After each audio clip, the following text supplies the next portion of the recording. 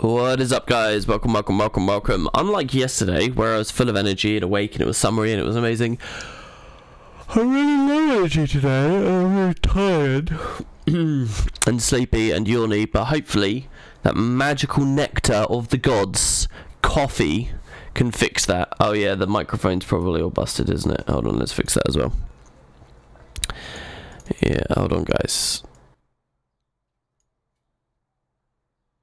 I too love to be very close to the mic. Listen, I just, it's basically whenever I have a Skype call, it breaks it for some reason. I don't know why.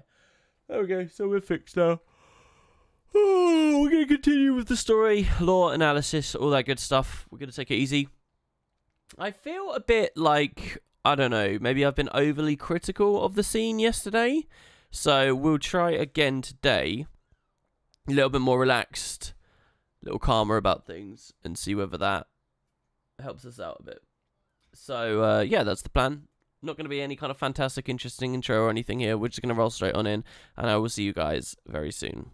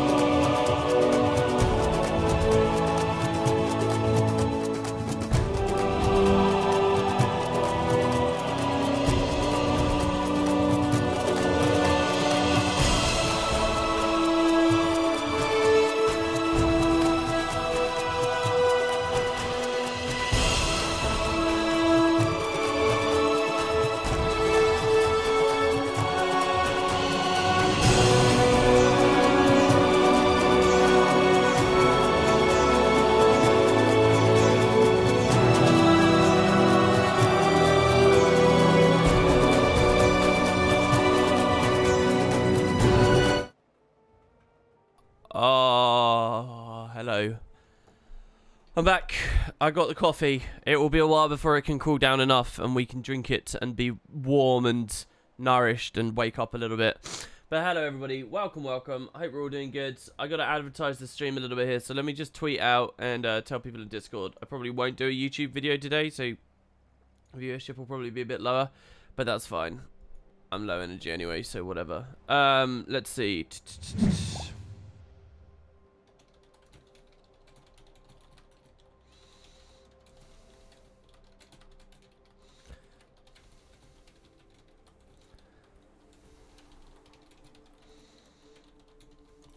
Okay, so boom, there we go.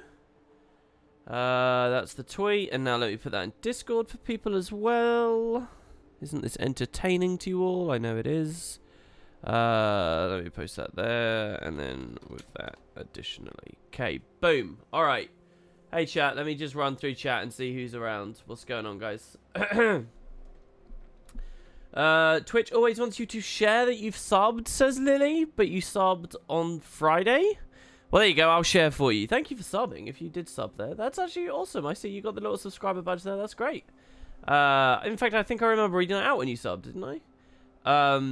But yeah, so it's good to see you. Yeah, it's good to see you in chat, Roy.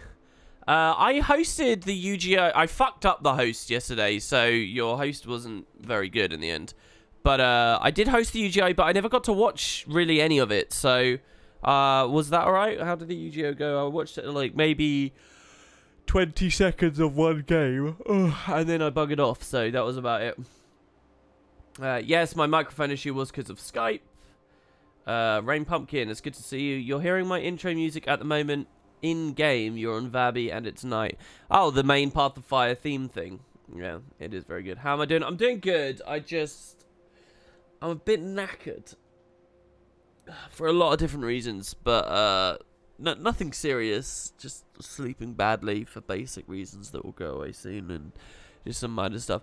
The thing that's really stressed me out with this is the audiobook probably won't happen on this Monday again either. So I'm gonna have to really figure stuff out, because that's 3 Mondays in a row. That's now 6 chapters behind where I want it to be. So yeah. But yeah, let's see what else we got. Very quiet start chat today. Is that sleepy chat too? Come on, guys, put some extra Red Bull in coffee? A Lotus? Really? That sounds kind of nasty, man. That doesn't sound very good. It's good to see you, Eusty. Yeah, I don't know. It might just be the heat. It might just be that it's really humid and stuff out at the moment. But usually I'm quite good in the heat. I get tireder and sleepier in winter where it's like dark all the time, and that's when I really get hit. But I don't know, I might just be because I'm on a kick down after having so much energy and feeling so fresh and stuff over the weekend.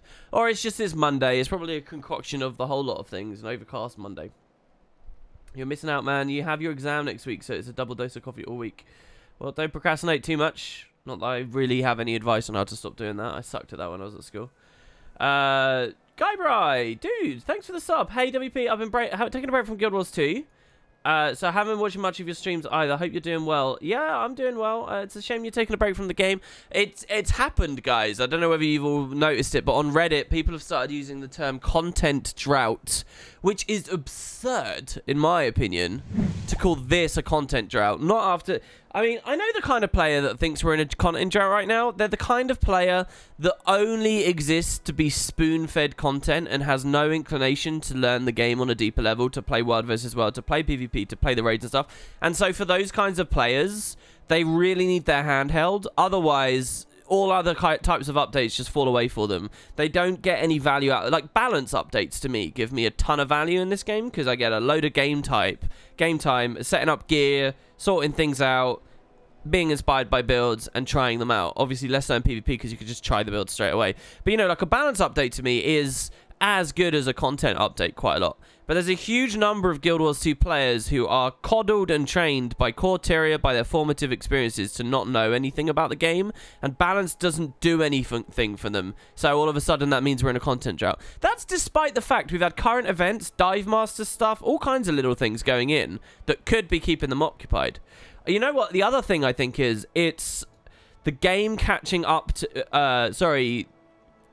How do I term this? The systems like Ascended Gear and stuff coming into the game, they're bottoming out hardcore now because they've been like, what's the word?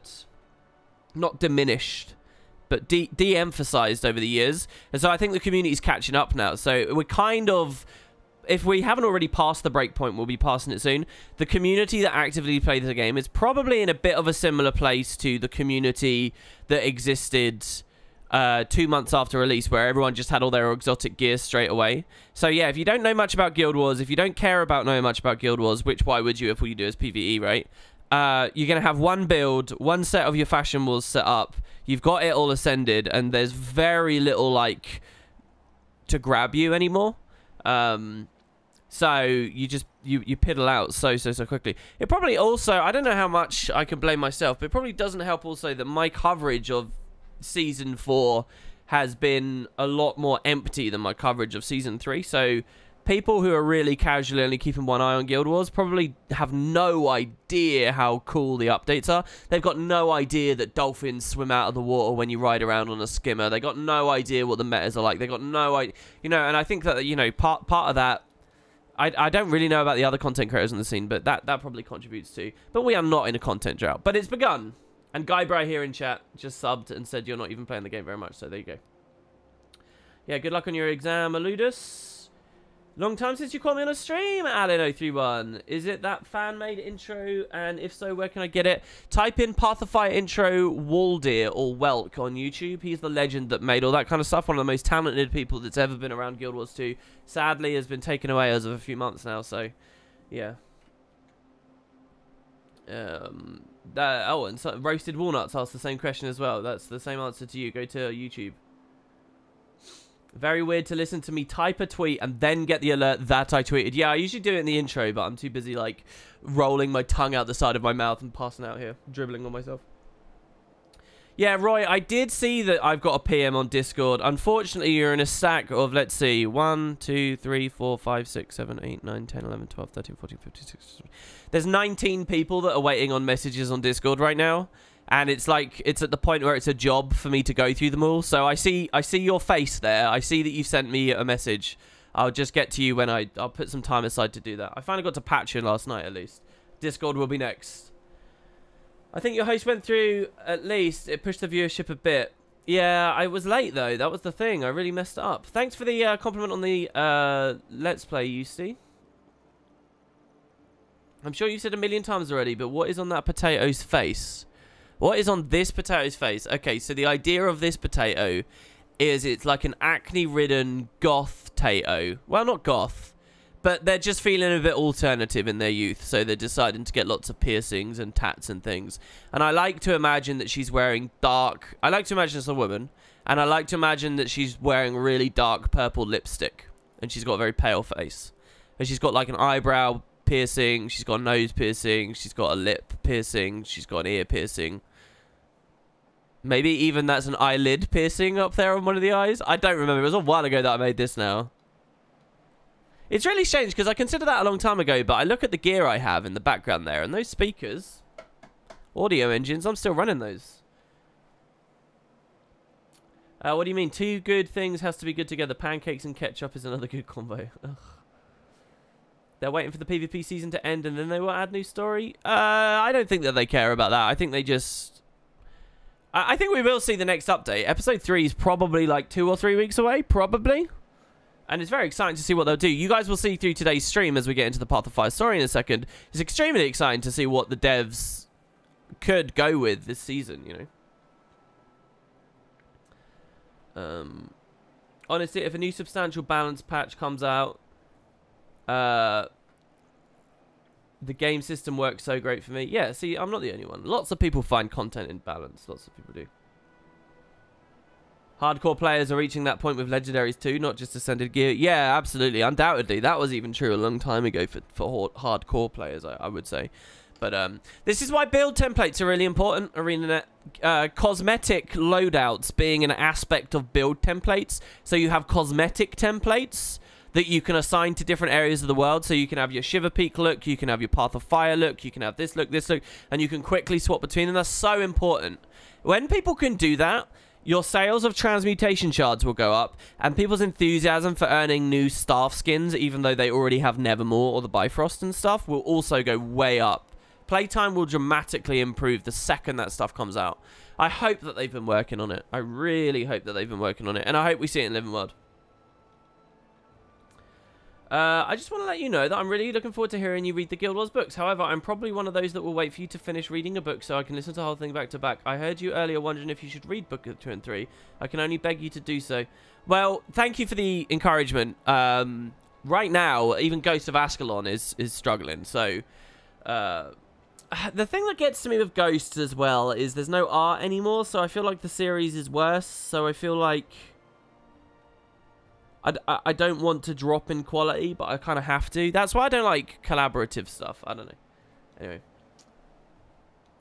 Thank you for calling me a talented potato. That's lovely. Before I leave to do some revision, have you been watching The Expanse? I actually missed the most recent season. No, I missed season 3 and whatever's coming out right now, season 4. I thought The Expanse was okay. It was pretty good, and generally compared to a lot of other sci-fi, it was excellent. I know that there's like this fever-pitched, desperate desire to get it back on air and whatever at the moment, but I didn't. It's now getting a level of notoriety that I don't think it deserves. The Expanse is good. It's not God's gift to television, to science fiction. It's good though. It wasn't good enough to get me to come back for season 3. I missed out on a lot of shows last year. I didn't keep going. That was when I finally stopped with The Walking Dead last year as well. Picked up other stuff. I'll tell you, I've said it before, I'll tell you again. The absolute best show that is currently airing on television is Better Call Saul. It is the classiest show that it's so good. Maybe that I've ever seen? I don't know. But I'm so into that show at the moment. Like, that's the next show that I cannot wait to come out again. Don't worry about it. I'm not important enough for you to answer me. You gotta understand, it's you and everyone else. So don't take it personally. I know your Let's Play is affecting me when I stopped to listen to random NPCs in game. GG. Yeah, I had a lot of people said that they started doing that now. That's really cool. That's quite heartening. Keep an eye on the missed challenges. We're going to try and set up a meeting for the next one. Okay, good. Yeah, I think I do still want to do it, Roy. Obviously, I have not been so hot on the PvP stuff the past 3 weeks-ish.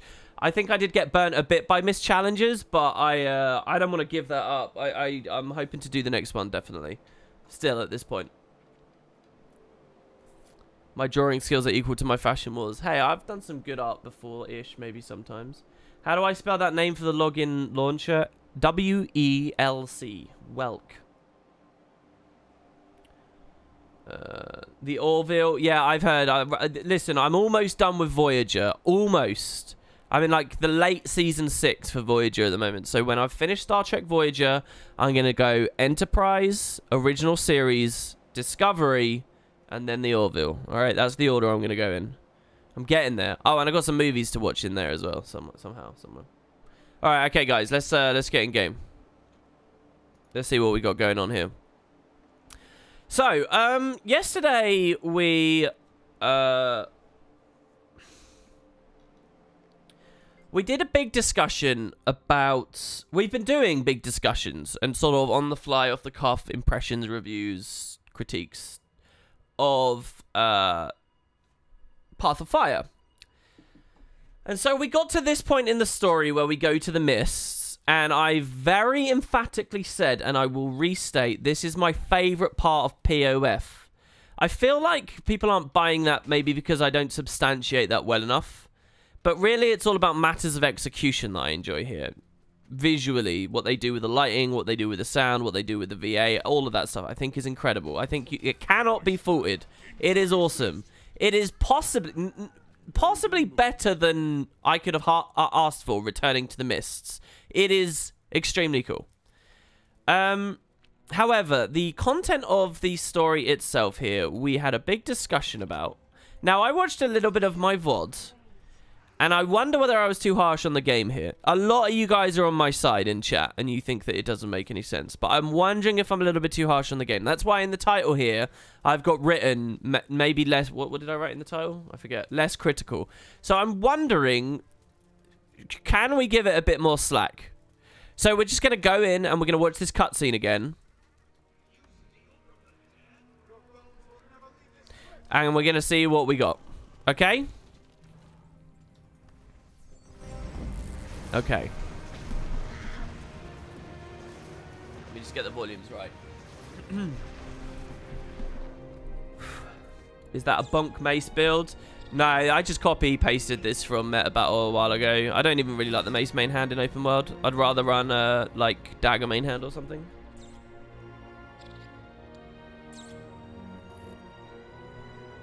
Wait, what's the British show?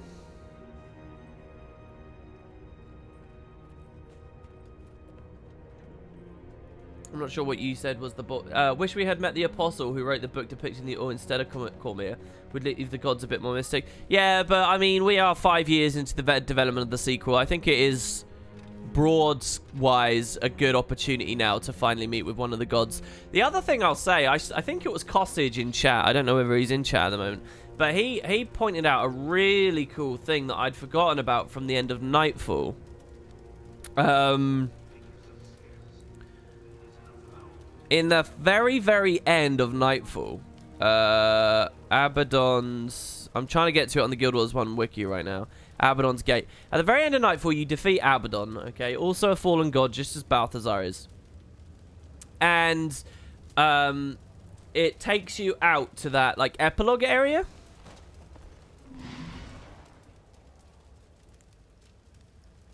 So, what was the epilogue area called? I'm trying to get there in my... There you go, the Throne of Secrets. This is what it's called, the Throne of Secrets. And in the epilogue area, you get all these random allies that are wandering around and crying things and saying stuff. Joyous souls, I think they are, and keepers of secrets. And when you speak to them, so they're all celebrating the fact that a new god has risen. Where's the quote? It's not you. Forgotten Keepers? It's not you. Is it the Joyous Souls? No, it's not you. Oh, I can't find it.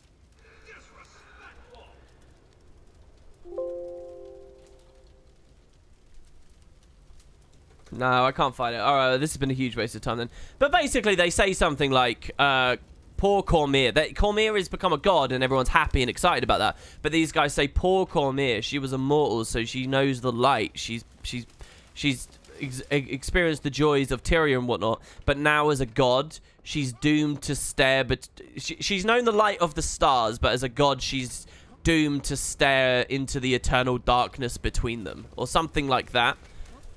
Which I thought was such a cool line. A really thrilling line, and may also go a little bit into explaining what Cormyr might be thinking here in Guild Wars 2. So as we go into this, guys, we're gonna have in mind the conversation we had last time, which is, does this make sense? Does it make sense that Cormyr doesn't help us? Does it make sense that she leaves and doesn't offer us anything? Are they contradicting themselves by saying that Balthazar is both not a god, so we can deal with it, but also he's too dangerous, so the gods can't help us, alright? Does this make sense? And then the other thing we want to think about as well here is there like a sub-story where the truth is Cormyr doesn't care and the goddess of truth is lying to us? Do you think the devs did anything along those lines whatsoever? We'll also have some other fun things we can then talk about that I wanted to talk about yesterday, but we ran out of time, such as the new god of war, okay? So, would we like to continue our story facing the truth? We would.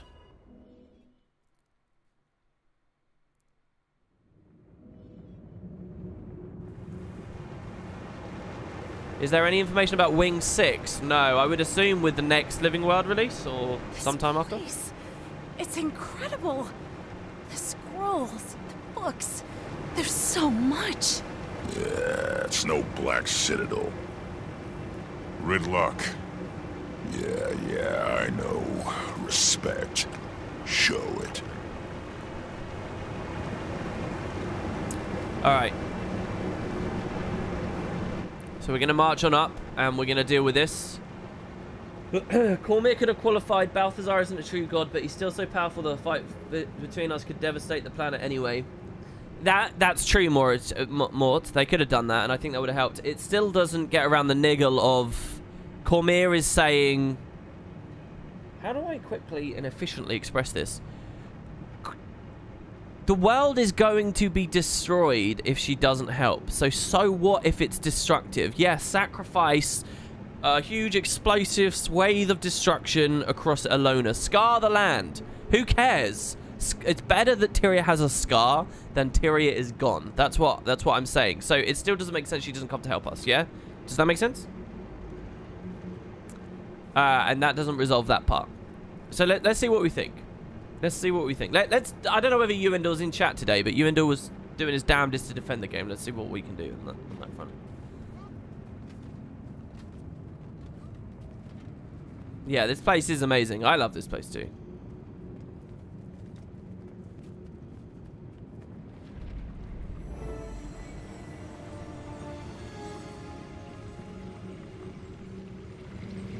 This must be Cormyr. Hail to you, goddess of truth. We need your help. Kaz, go ahead. Thank you, Commander.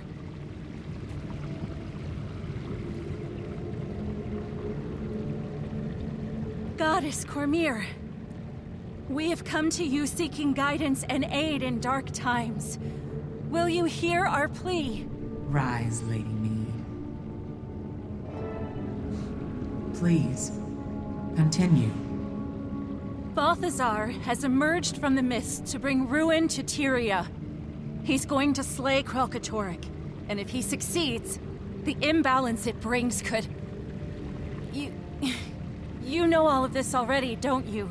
Indeed. We cannot defeat him on our own. For the sake of Tyria, Goddess Cormyr, please, we beg your aid. I'm sorry, Lady Mead. There is nothing I can do. Please excuse me, Goddess. Perhaps I wasn't clear. We can't hope to defeat Balthazar without the aid of the Six. Or the Five. Balthazar is one of the Six. No, he isn't. Balthazar has been stripped of his claim and title. He is no longer one of the Six. Stripped of? He's in Tyria as we speak, leading an army. He claims to be the god of war. Come and see for yourselves. Perhaps then you'll understand. We, the gods, saw there could be no victory in our inevitable conflict with the Elder Dragons. Waging war with them could only lead to the destruction of Tyria. And we, the Six, would be the match that would start the blaze. And so, we chose to withdraw from Tyria altogether and spare this world further calamity. Or rather, most of us chose to. Cowards! You may flee, but I will not. I do not avoid conflict. I am conflict. The Elder Dragons will die by my hands, and their power will become... We come back, we'll talk about this again in a second, how crazy he is, you know. Balthazar was blinded by his pride. The dragons are beyond even the gods, a raw, primal force without equal. Whether he won or lost, by his death or theirs, Balthazar's ambitions would bring about the end of Tyria. The rest of the Six, Dwayna, Brenth, Melandru, even Lissa, reached an agreement. Balthazar had to be dealt with. If you won't join the fight against the dragons, I'll see you all burn with them. Cowards! All of you!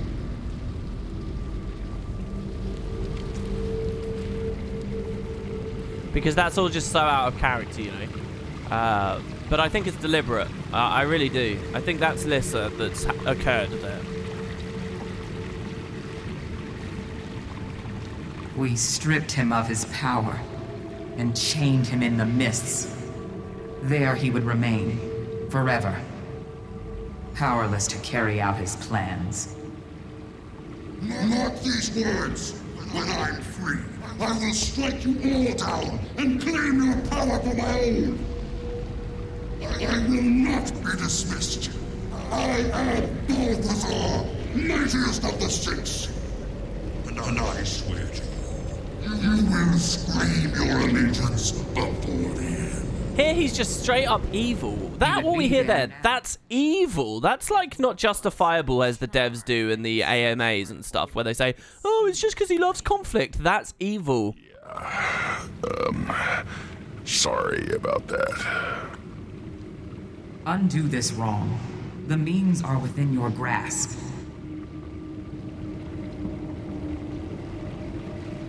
When he returned to this world, Balthazar disguised himself as Lazarus with Lys's mirror.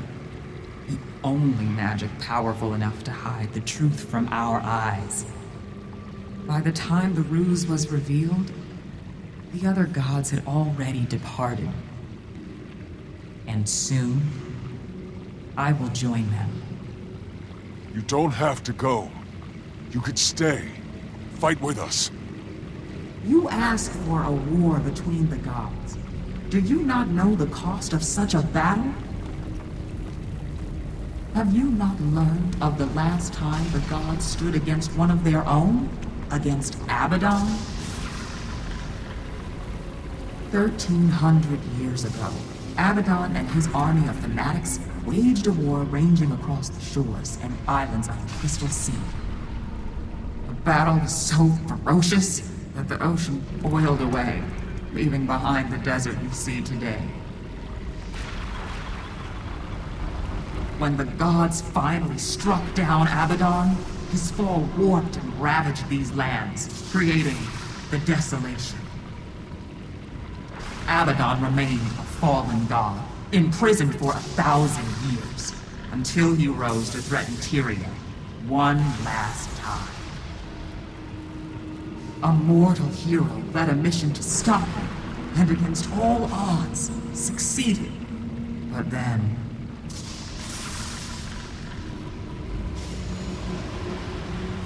Abaddon is breaking up! Incredible. All that knowledge! It's running wild! It will destroy everything!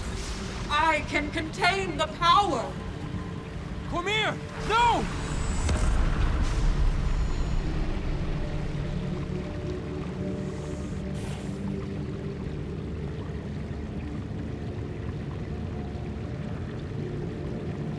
I was there to contain the damage. But by then it was too late. The surge of power upended the balance of magic in Tyria, and stirred Primordus from his slumber, triggering this latest cycle of destruction. There is no victory to be found in a war between the gods. Only casualties. I understand. But we don't have the choice you have. We have to fight. Balthazar doesn't care whether he destroys Tyria. He said so himself. Please, Goddess. If there's any way we can convince you to stay. No, Kaz. This isn't their war. It's ours. Casimir, my dear child. You never needed our help. You were already on the path. Follow the trail of Vlast. Restore what has been broken. The answers you seek are in the desert. I wish you good fortune, Commander. It's time. I must join the others. Goddess Cormyr, before you go. Yes. Thank you for everything. You carry with you the blessings of all the gods. Never forget that. There's a lot to talk about at the end here.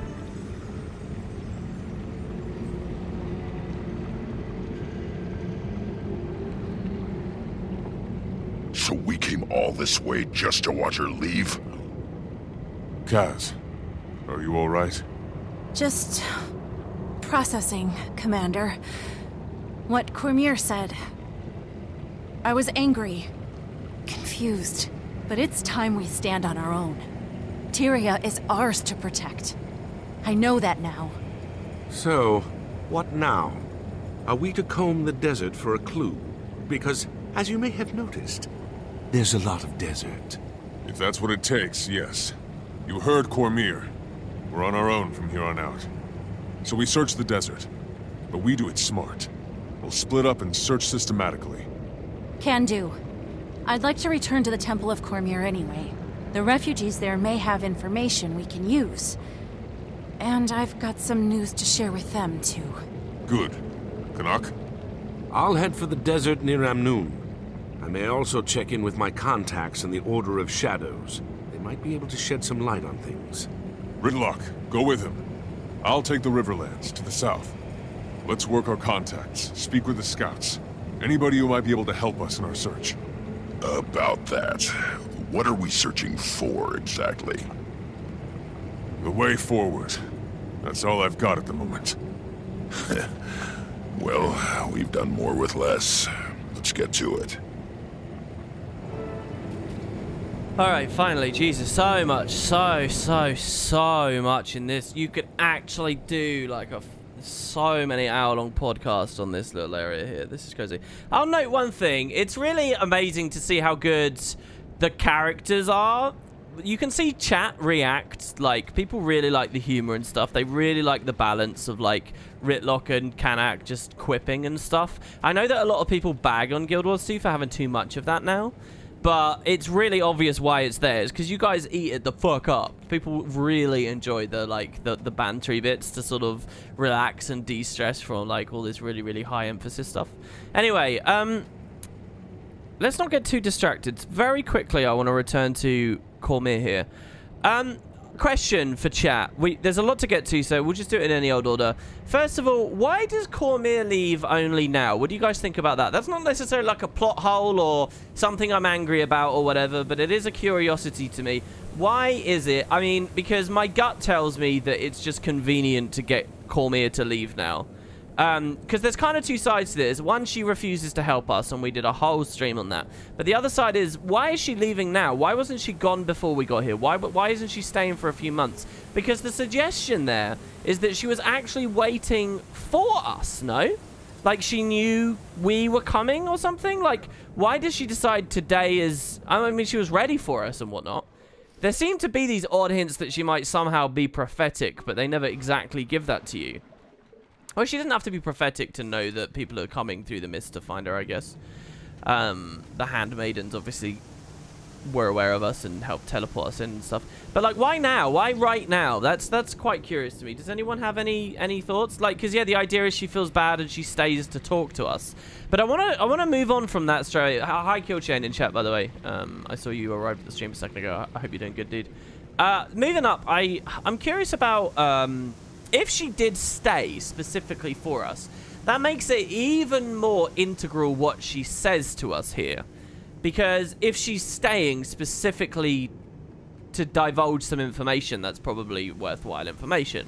So that shines a much stronger spotlight and focus on the last few lines of the conversation. Which we circled around a little bit before, but let's go deep today. We've teased it. It's time to go in. Where is it?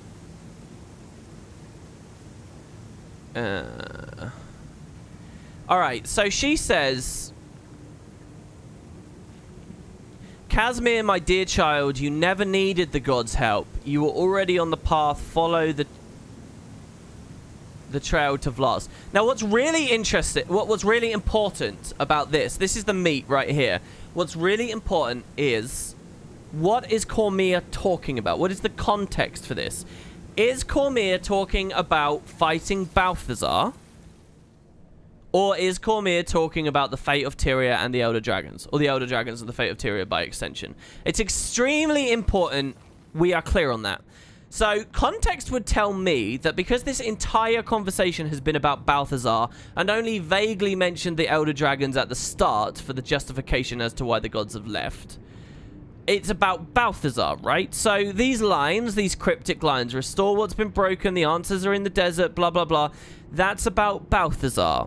Cormyr is saying, Casimir, my dear child, you never needed our help to defeat Balthazar. You were already on the path. Follow the trail of love. So are we settled on that, Twitch chat? Do you think that she is talking about fighting Balthazar? Because Casimir, when she says, please, goddess, is there any way we can convince you to stay? It could be about the Elder Dragons, or it could be about Balthazar, it could be about both, but I think that we lack some clarity here, which makes this really difficult to discuss. But basically, yeah, the conversation was about destruction as a general topic, it felt like. Yeah, but very Balthazar-centric. Let's scroll up a little bit here.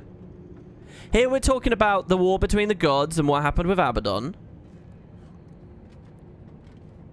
The surge of Tyria upended the balance of magic in Tyria and stirred Primordus from... So this is an interesting thing as well. This is beautiful, by the way. This here, I love this. This is a bridge that they build between Guild Wars 1 and 2. In the same way that Nightfall built a bridge between the Fortune Teller to Abaddon and Vizier Kilbron and Abaddon via Mazdek, right? In the way that Nightfall did that, this single line here builds a bridge between Guild Wars 1 and Guild Wars 1 Eye of the North and Guild Wars 2. It's really good. They're basically saying what this line does is it means when you go back to the start of Guild Wars 1 and Guild Wars 1 Prophecies and you're fighting the Lich Lord and doing all of that, it means it's all one big story now. It draws that bridge. That link in the chain has been properly established. Before this, we could speculate as to this link in the chain, but it was never clearly established. So before this, it was kind of like, all right, Guild Wars 1 is the story about Abaddon and his attempts to wrestle free via the Door of Kamali. Wait, what am I saying? Yeah, via the Door of Kamali, via Shiro Tagachi, and then via Nightfall itself. And then, a couple of years later, by coincidence, an Elder Dragon stirs, and there's some earthquakes, and blah, blah, blah. But the Elder Dragon stirring and the earthquakes, blah, blah, blah, is a separate story. That's what it always was. It was a separate story, and it was, okay, we're just transitioning into something new now. But now we get this line from Cormyr, finally, 5 years after 2012, the surge of power upended the balance of magic in Tyria and stirred Primordus, triggering his latest cycle of destruction. At least his. So that actually builds a bridge, and I like that. I know that some people think... In some ways, that closes this story and this world and this franchise to a narrow kind of one-track thing. But in other ways, I quite like this. It creates a sense of cohesion, and I don't know, it wraps everything together. It was an obvious speculation to make. We in the lore community had done it for many years, but having it actually laid out there, as far as I remember, this is the first time this has happened. But anyway, so that's a side note. Back to the other thing. We are talking about Balthazar. Yes, Primordus gets a mention here. But then she says this: there is no victory to be found in a war between the gods, only casualties. We're not talking about the Elder Dragons. There is no victory to be found in a war between the gods, only casualties. And we say, but we have to fight. Balthazar doesn't care whether he destroys Tyria. He said so. Please, goddess, can we convince you to stay? No, no, no. No, my dear child, you never needed our help. That's the conversation. It doesn't sound like it's about the Elder Dragons anymore. It sounds like it's about Balthazar.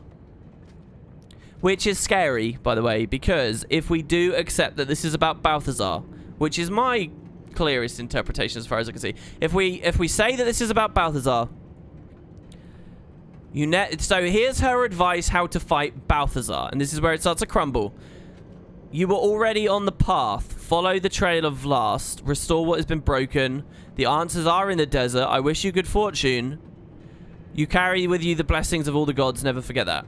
Okay, that's about 6 sentences of dialogue. How did any of those help us fighting Balthazar? Let's be clear. How do we kill Balthazar? I don't even fully remember. We hit him with Sahothin, don't we? What is it that happens at the end of POF? How is it that we break Balthazar? We beat him up with Sahothin, and we sick him with our dragon. That's what we do. I guess the dragon, because it's Aurene, kind of follow the trail of Last. Why would a fight between the gods and Balthazar be more destructive than the fight between us and Balthazar? Well, we talked about that on yesterday's stream. Basically, what I'm trying to get at, guys, here is I want to understand what the hell Cormier is talking about this. Does it make any sense? If it doesn't make any sense, that's either bad writing or it's for upcoming stuff. Do you get what I mean? So I want to, like, be clear on this. What does she mean when she says restore what's been broken? She doesn't mean Sahothin, because Sahothin was already restored by Balthazar. Not her, Balthazar. The enemy did that. So she can't be talking about that. Is she talking... If she's talking about fighting Balthazar, if her advice to kill Balthazar is to restore what has been broken, she's unlikely to be talking about the Dragon Blood Spear, because that's for fighting Kralkatorrik. And we only just broke that spear.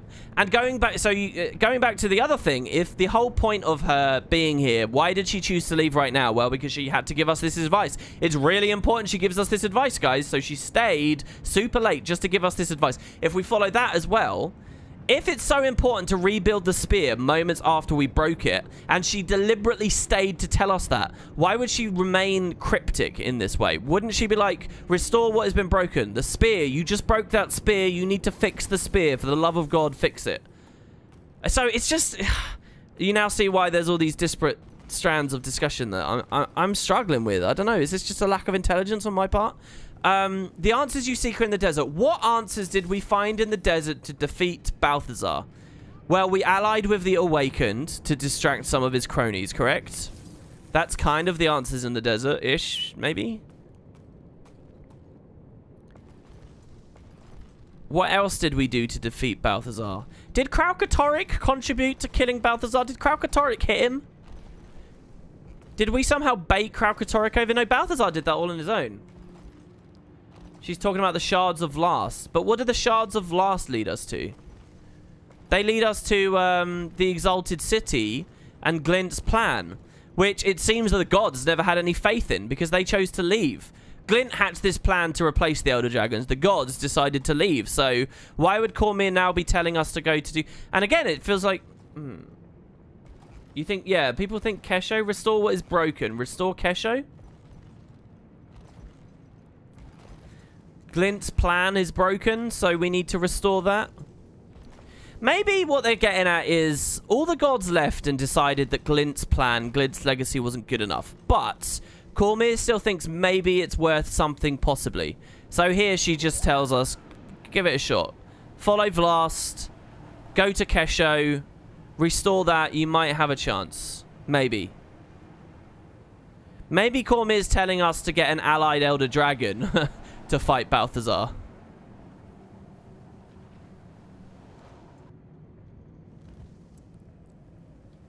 I don't know. This line from Casimir, the more I've been analysing this and talking to this with you guys, has really started to irritate me. It's like I so desperately have about 1,000 questions to ask her, and it's like, oh look, Casimir's asking a question, it goes on further, and then she just fucking wastes all of our time by saying thank you. Yeah, cheers, Kaz. Just sit down and keep quiet. For the love of God, you're not contributing. That's how I'm starting to feel about this line. The gods decided that Glint's plan was best for the world, but wouldn't contribute. Why would they not contribute to that? They cared about Tyria.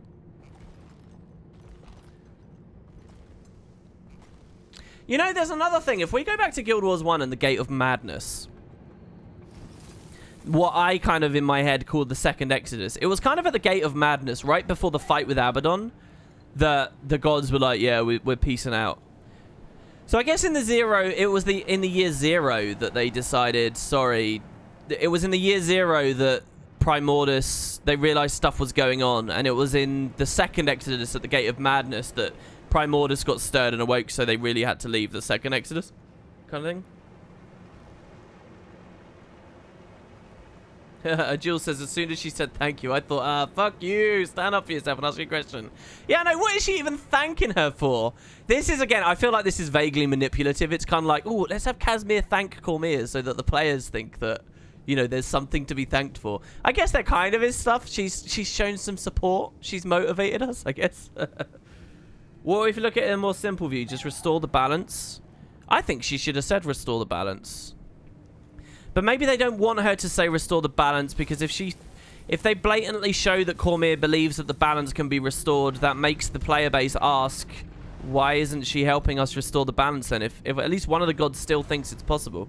I really like what someone was saying in chat before, that there's this idea that the gods lose some element of free will by being gods. That explains a lot of these discrepancies if they sort of dig into that eventually. Hey, Shotty G, it's good to see you. Yeah, I get it. It is in character for Casimir. By the way, it is in character. I don't actually dislike that writing at all. It's just, from our perspective now, trying to decipher the conversation, it becomes kind of funny in that it's like, it's like pulling teeth. But that's exactly what Kaz should say, to be honest. If Marjorie was in this scene, I think Marjorie would have been a really interesting participant in this scene, because what would have been in character for Marjorie would be extremely close to what we, the player base, are going for. Because she's got that degree of skepticism within her. But also, she's close to the whole thing. You know, Ritlock's obviously skeptical, but he's also a bit browbeaten here, and he's a Char, right? So he might not get the impact of it. Marjorie would get all of the impact of it, the significance of it, and she'd also be standing up, interrogating. I mean, she was a freaking private detective, investigator. If anyone would have been great in this scene, Marjorie. Marjorie's got her back, guys. You just need to wait for her to... That's why in Season 3 I was so excited to see her go hang out with Lazarus, but then we just never got anything juicy out of that. That was such a, like, dropped plot point in the end, it felt like in the end. Right, anyway. So that's that side of things. I'm not sure what else... I'm unsettled here because I don't have anything concrete from this. I don't know whether to expect anything more of these lines. Restore what's been broken. So let's hone in on this one. Chat, talk to me about this. Cormyr makes sure before she departs, the last thing this goddess says to us of all: you carry with you the blessings of all the gods. Never forget that. And I think she even emphasizes the word all. What's your interpretation of this, chat? Because there's two ways here that we can look at it. Well, there's lots.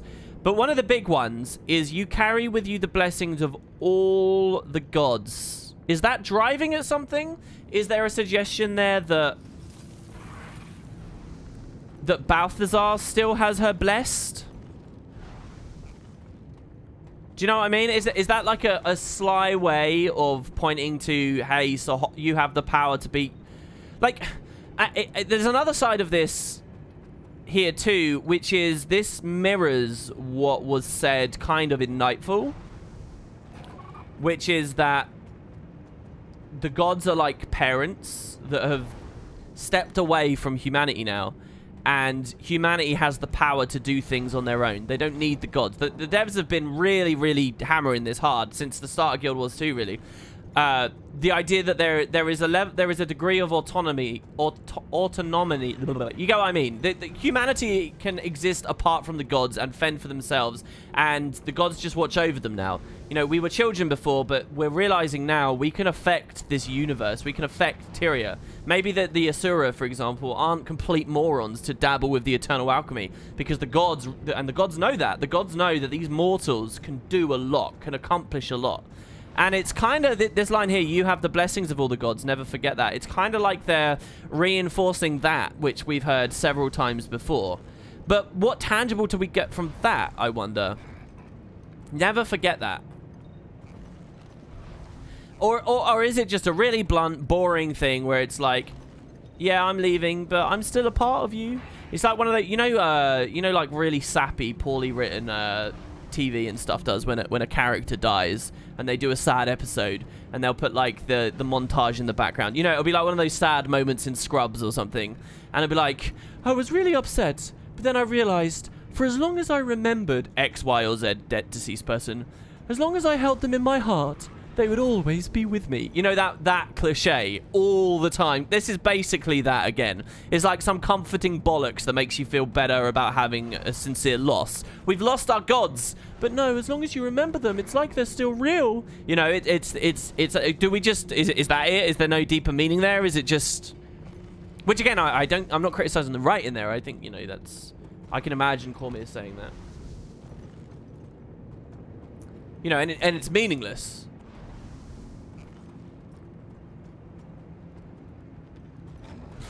I noticed we're getting some good views out of Scourge enchantments. The emo. I should tune that up. We might get a good one.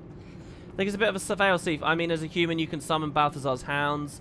Oh, you think they're justifying those game mechanics? I don't know whether the devs were worried about that.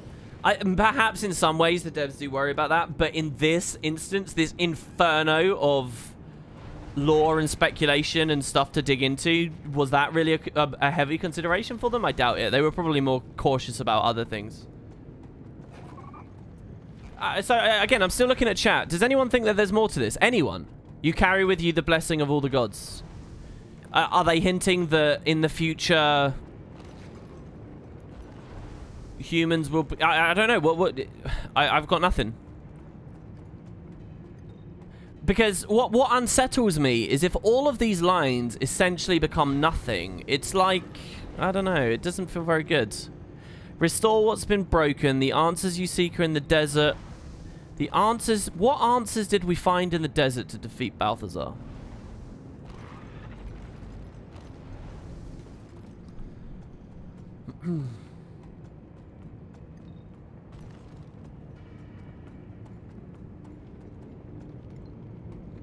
I play a Char, so I carry all the blessings, Charmaster Ace. Have blessings ever been anything tangible in Guild Wars 1? Cormoir taking Abaddon's power wasn't a blessing. The gods were just bullshitting. Well, is that your interpretation? I mean, there were game mechanics called blessings. If I remember rightly, when you knelt at a shrine, you'd get like a blessing of Melanju, which would give you like diminished bleed duration, or the blessing of Dwayne would give you like +2 health regeneration, or the blessing of Lissa would give you +1 energy generation, stuff like that. But I don't think that's what we're dealing with here. Wait, I'm so cynical? Who pissed in my syrup? What have I been cynical about? What have I been cynical about? Restore what's been broken, the Doom's prison? Oh, you think that is to do with raids? That would be kind of crazy. I don't know. It feels like this should all be related to the end of POF, but the end of POF doesn't dovetail back to this. You know, there should be a moment after we defeat Balthazar where we realize, oh my god, Cormier did know what she was talking about. We did have the power to do it. Cormier did set us on the right path. This is awesome. But we don't really get that moment because this just is so waffly and devoid of substance that it's just good. I mean, here's the other thing. There's so much dialogue in this instance. Maybe the devs just expect us to gloss over this last bit. Maybe they're just like, look, the player's head is going to be exploding at this point. There's so much exposition we've just dumped on them. And it's back to back on the Glint's Lair instance where they also did an exposition dump. So I wonder whether they're just basically like, this is padding that they don't mean us to look into at all. It just feels very inefficient to me. I don't know.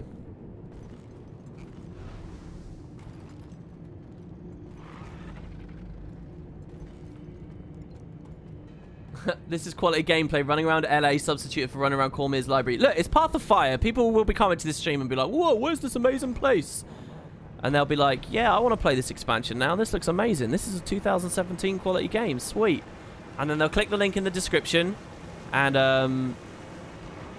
I'll be able to buy groceries next week. On the broken line, I think I just get through the... Oh, can I just say, I just made that joke about groceries. I will say, I looked at Patreon last night. This is a terrible place to talk about this. But I looked at Patreon last night to respond to some messages, and I noticed I've had a couple more people who have joined there. I'm now... My Patreon campaign is now bigger than it's ever been, I think. Not by very much, but it has grown a bit, and I have no idea why. Because on average, viewership and stuff has gone down because of the long-form LP format and stuff. So I just want to say, if anyone's listening in chat who signed up to Patreon recently, that made me really happy last night. I was expecting to click that, and it would have gone down a lot, where people would have just joined for drive access and then quit very quickly, which is what most people end up doing.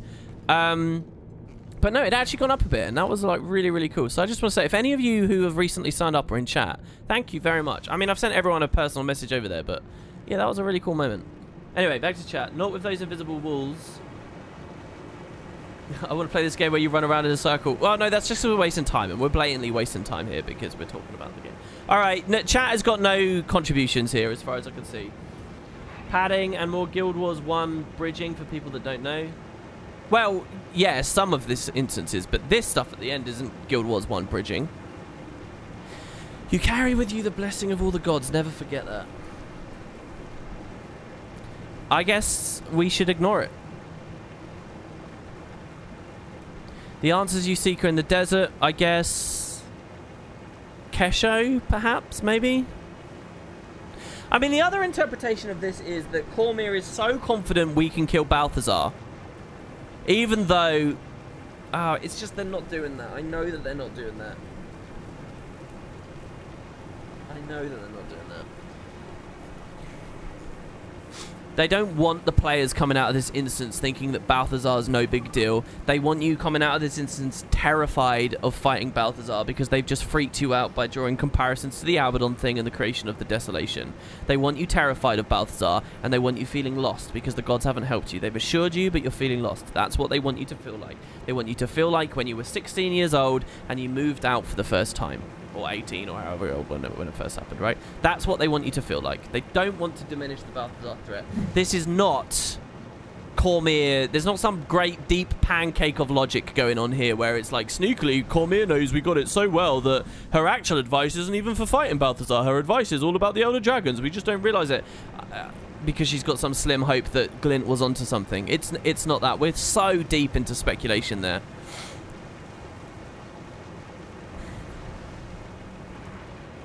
I don't know. The easiest answer to me is that there just wasn't a... it didn't gel together perfectly. The solution to defeating Balthazar in the end didn't cohesively key into Cormyr's advice on how to defeat Balthazar, because this instance was made X months before the last instances or something like that. I don't know. Do we dare say it was scoping issues? I mean, clearly there were some because of what happened with the Desolation in this expansion. Clearly there were some, but I don't want to constantly go back to that, you know? I think that's really shitty. Anyway, so we'll move on from that now. You think ArenaNet is actively trying to frustrate WP with this? Well, David, welcome to. I enjoy it. It's kind of fun being frustrated by this. It's like a puzzle. Who doesn't like a good puzzle, guys? Get the cling film, put it over it, come back to it the next day. Pancake of logic. You can add that to the quotes. The blessing part is bullshit, although all the gods might be worth something. What is broken is the cycle. I'm almost sure of it. If there's a new god of war, would he have left with the other gods? Okay, Engzax wants us to move on to another idea. Right, let's go on up then. Here we go. This is probably the most thrilling part of all of this. Balthazar has emerged from the mist to bring ruin to Tyria. He's going to slay Kralkatorrik, and if he succeeds, the imbalance could... You know all of this already, don't you? Indeed. We cannot defeat him on our own. For the sake of Tyria, Goddess Cormyr, please, we beg your aid. I'm sorry, Lady Mead. There is nothing I can do. I mean, this is interesting. Here, later in the conversation, she suggests it's a choice that she's not helping us, because we got it. But here she's actually saying there's nothing she can do, which taps back into that free will thing. I wonder whether the later part of this conversation should have emphasized that a bit more. Cormyr should have reiterated, listen, I told you there's nothing I can do. I'm sorry. I don't know. Here. Please excuse me.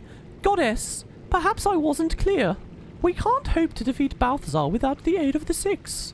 Or the 5. Balthazar is one of the 6. No, he isn't.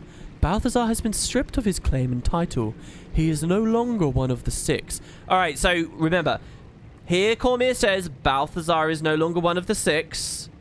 And here she says, waging war with the Elder Dragons can only lead to the destruction of Tyria, and we, the 6, would be the match to start the blaze.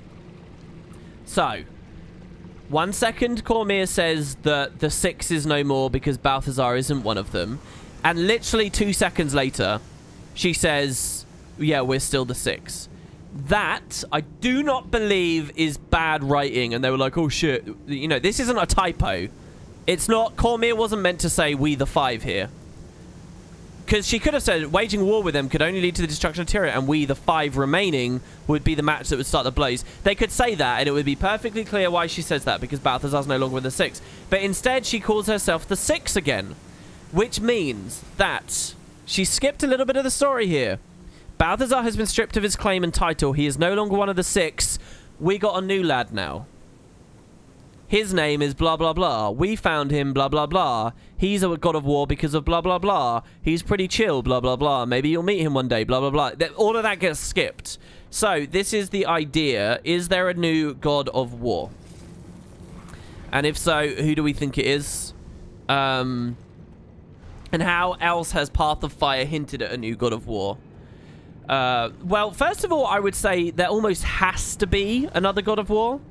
Because, looking back at Nightfall, what we had... Or, no, I won't call it Nightfall. Just looking back at the lore. What we have here, guys, is a story where the gods have had one of their own, one of the six, Abaddon. Abaddon goes rogue. He gets PO'd. We don't exactly know why. We know a very good reason why. It's a dispute over magic. He gets PO'd. He tries to gift it, give it out. They don't like that. And they fight him. They cause massive destruction. And what they do is, once he's been subdued, they can't stop him being the god of water and secrets. They can't do it. He's still the god. The 5 remaining cannot stop that. So instead, they imprison him. They tie him up in his own realm, torture him for over 1,000 years, and try to keep him hidden. All knowledge and record of him is removed. Eventually, he starts trying to break out, and some extremely badass humans on the surface don't like this because it's causing an effect on their world, on Tyria. They go down, and they stop that from happening. And at that point, only at that point, is Abaddon finally defeated because a mortal named Cormyr takes that power. So Guild Wars 1, the lore in general, has established something. The gods cannot replace gods themselves. Balthazar could not have been stripped without a new mortal to take his place. Just as Cormyr took Abaddon's place, someone mortal, or so the logic goes, has to have taken Balthazar. Which is why, moments later, Cormyr still refers to herself as the Six, because it wouldn't have been possible for them to have defeated Balthazar. But see, there's something that really scares me here. And what scares me is that Balthazar was chained up in the mists, very similar to how Abaddon was chained up in the mists, suggesting that he wasn't replaced as Cormyr replaced Abaddon. Because when Cormyr replaced Abaddon, what happened to Abaddon, guys? I ask you now in chat, what happened physically to the actual corporeal representation of Abaddon? What happened to him after Cormyr took over? Well, I'll give you the answer. As far as I understand it, he completely disappeared. He was gone, fully gone. Gone because he is Cormyr now. That thing we were speaking to a second ago, that was Abaddon we were speaking to in one sense or another. He is completely consumed and gone. And yet, with Balthazar, he was chained up in the mist still. So... oh, it's just so... why is every little bit of this cutscene, like, messy? Why is there no clarity at any of it? So when we hear Cormyr say this... Balthazar has been stripped of his claim and title. He's no longer one of the Six. And then she says, we the Six. Is she actually... is Balthazar not fully replaced? Is he basically... is this an Abaddon situation? Because let me put this to you guys. Imagine the year you're from Ascalon. The searing hasn't happened yet, okay? You're a human living in Ascalon. The searing hasn't happened yet. So, you know of 5 gods, don't you? You know of Dwayna the leader, Melandru, Balthazar, Grenth, and Lissa, okay? You as an Ascalonian in this time period, you know of the 5. Abaddon's still around. Abaddon is chained up in the mists. Is it not true that at that time, the gods would have said something similar? That Abaddon was no longer one of the 6? That he was stripped of his claim and title? In which case, what we're seeing in Path of Fire with Balthazar, Balthazar is in the exact same position that Abaddon was. Only this time, instead of being well defended, he was just chained up in the middle of nowhere that any random passerby could get him from Rytlock, which we saw with Rytlock, which is just obscene and stupid, and you would have thought they'd learn their fucking lesson, but no. So, like, oh, I don't like either outcomes here. And if we assume that, if Balthazar is in exactly the same position as an Abaddon situation, isn't it then true that this is wrong for Cormyr to say one of the six? Because if they refer to themselves as the six here,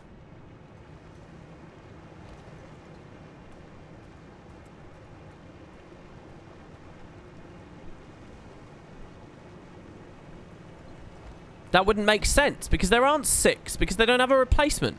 What did they say on the AMAs? I can't remember. What did they say on the AFC or whatever? There was a comment from one of the devs that did talk a little bit about this. Can anyone remember in chat what exactly that comment was? There is a dev quote where they do allude to this situation.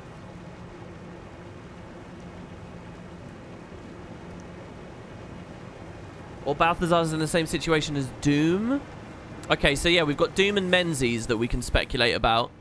We even, by the way, have Arachnia. I mean, Arachnia's not canon, so we don't have to go into that. But Arachnia was, like, supposedly Abaddon's predecessor, and we see her corpse. You walk around on her corpse. It's one of the coolest places in this entire franchise. There's an entire zone, like this size. Imagine an area this size, guys. You see all of this? Except instead of gold and water and stuff we're walking on, we're on the underbelly of a spider that is dead and lying on its back with its legs, like, shriveled up into it. Coming up like so, and you can walk on the underbelly of this giant, and that's, you're walking on the underbelly of a god there. That's not necessarily canon though, so Theorycrafter says no, WP Cormyr is just confirming that Lyssa is actually two separate entities. That's hilarious, but obviously wrong. Come on, they wouldn't just suddenly do that. What zone is that? That's the Domain of Fear, probably. It's probably a section of the Domain of Fear.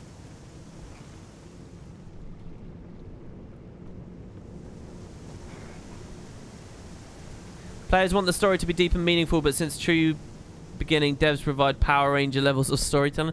I don't... I wish I could come away from any of these discussions with something I'm confident in, but I don't. And it's not like I can't even be confident that they've just fucked it up in the writer's room. Do you know what I mean? I literally don't know. I don't know what to expect going forwards, and that's scary to me. I don't know why. Maybe that's some weird aspect of my character, because for so long I've felt fairly on the ball with this stuff, but I feel a bit lost. The difference is that Abaddon was dying and was exploding everywhere. Balthazar may not have been dying when they sapped his strength to uplift another mortal.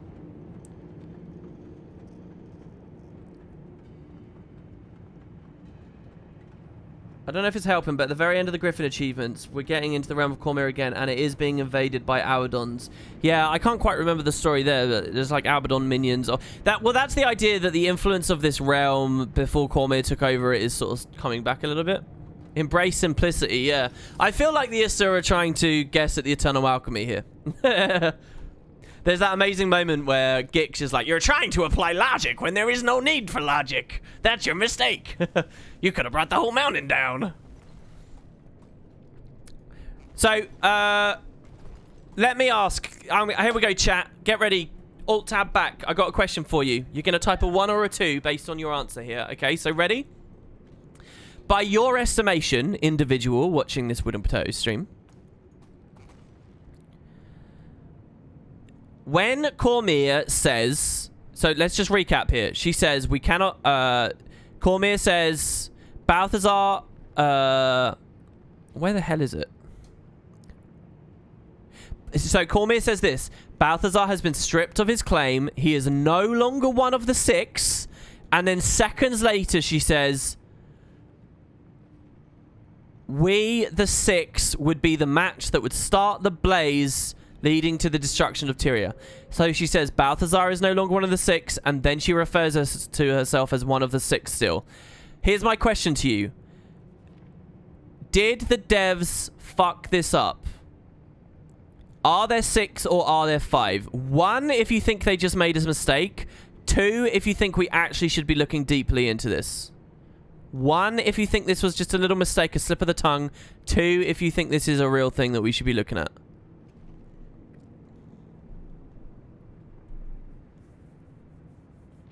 Look at that. It's about 50-50.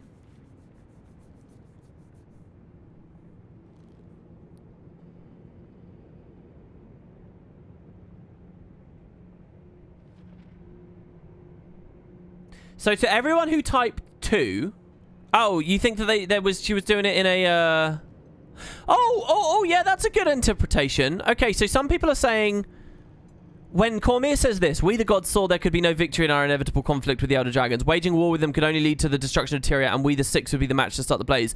When this, she's talking about the past. So it does work. Okay, that's a great way of looking at it, and I feel like a moron for not having seen that. Yeah, that's perfect. I think that works well. Because she's reminiscing about a discussion the gods had back when they were 6. Balthazar would have been a participant in that discussion. Okay, yeah, the idea she's speaking to in the past. I buy that. Do you guys not buy that? I think that works.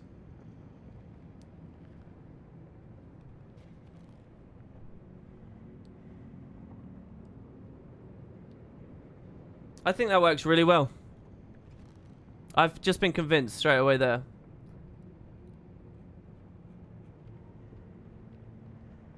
So then it's, yeah, which Alodus just points out, okay, it's not interesting at all. But it works, and that's important. No. I just hadn't seen that very basic idea.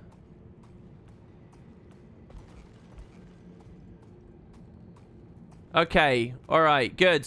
Look at that! We just, crowds... We just hive mind figured that out. We Skrit style figured that out, guys. We just spammed messages at one another until some logic erupted. Boom. Very impressive, yes! They do a similar weird timeline thing with the sentences in Kesho, apparently. Okay. So... there are only 5, then. So, Balthazar was in a fully Abaddon situation. There is no replacement. There aren't 6. And no one has risen to become a new God of War because all of that magic... No, but where is that magic then? Oh, my head still hurts. Okay, so let's follow the magic. Let's just... roll back just for 1 second. Don't worry, this won't be boring or we won't talk too long about this. But let's just follow the magic. But we have the start of events. Balthazar, God, tons of magic in him. Balthazar gets manipulated by Lyssa, becomes a cartoon villain, whatever you want to believe. Balthazar becomes a raging lunatic nutter and decides, oh, I must kill the dragons. I must kill. The other gods disagree with that, rightly so. And as Cormyr says, he is stripped of his power. So, at least some of his energy is gone. He's no longer one of the 6. He's chained up in the mists. That power is siphoned away. At least some of it's siphoned away. Most of it, as it would seem. Not all of it, because he still has the strength to reignite Sahothin. And he still has the strength to create a portal. And he still clearly has got some connection with Lyssa because he gets the Mirror of Lyssa. But a lot of his godly power is stripped away. He goes to Tyria. So what is it we fight in Path of Fire? Well, it's a sort of half-ish gods that gets charged up by a bloodstone. Most of the power, and you know how Balthazar insta-kills us later on in the story? That's all because he's taken a bloodstone. It's not actually god power anymore. That's not his fire or his wariness or whatever. That's just... That's bloodstone strength, which he consumed right at the start of Living World Season 3. So...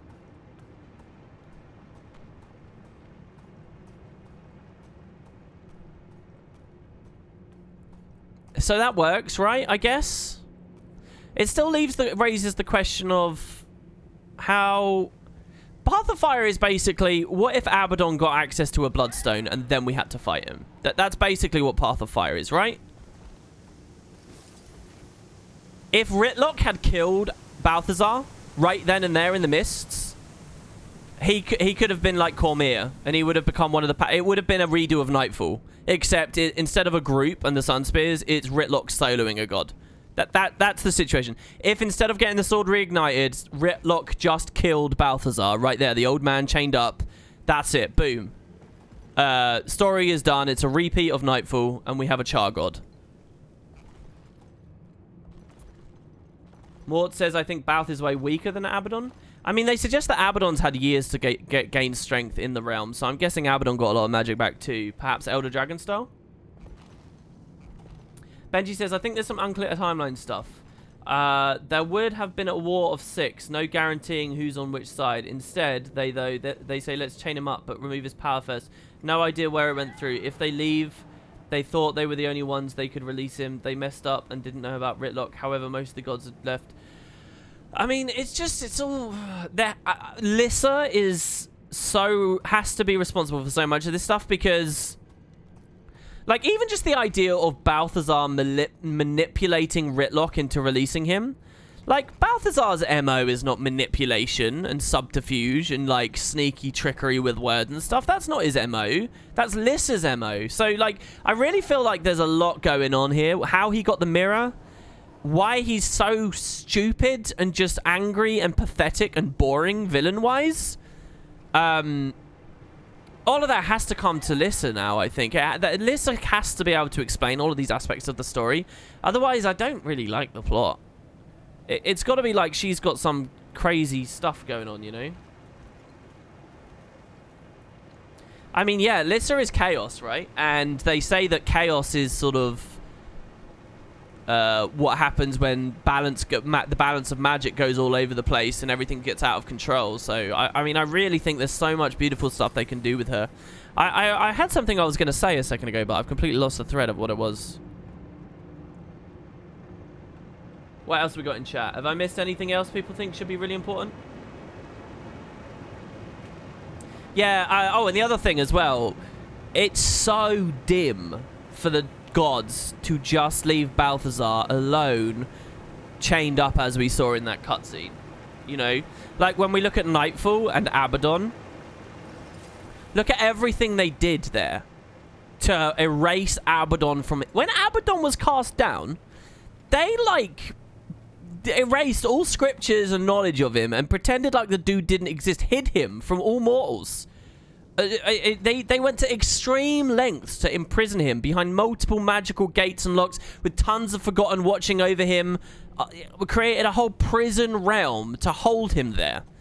And then Balthazar does the same thing, and they're content to just throw a shackle on him and be like, all right, peace. It's lunacy. And unless they explain that with Lyssa somehow, I'm sorry, but I really don't buy it. I don't know. I mean, you could obviously say that the cutscene we get is just an interpretation of what Balthazar's situation was.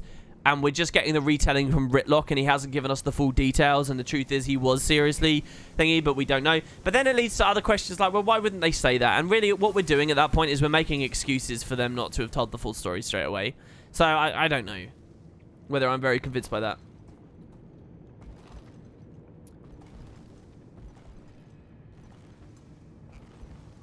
Look at how that turned out. Maybe they hope this way. Oh, that's a good idea. That, like, Abaddon went kind of nuts when they imprisoned him like that, and they did all of that. So maybe with Balthazar, they thought that it would be kinder somehow. I guess, maybe. I don't know. You might be right.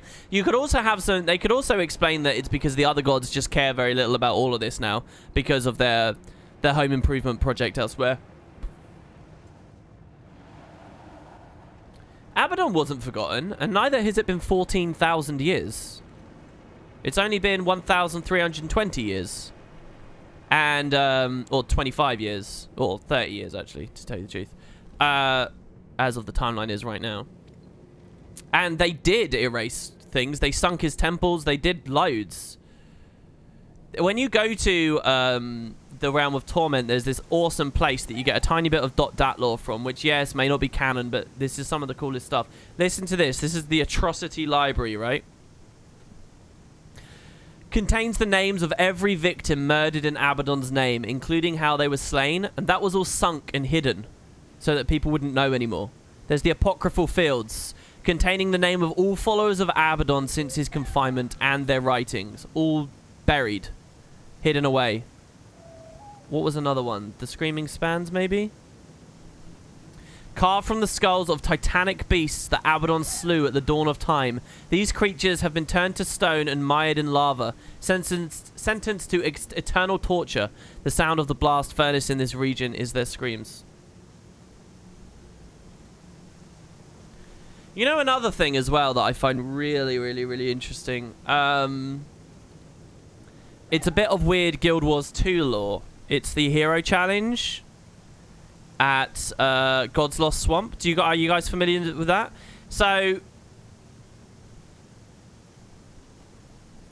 how do I describe this? Guild Wars 1 presented like the idea of a big world, a big multiverse with the Mist, the Rift, all these different dimensions, the Hall of Heroes, the various afterlives, blah, blah, blah.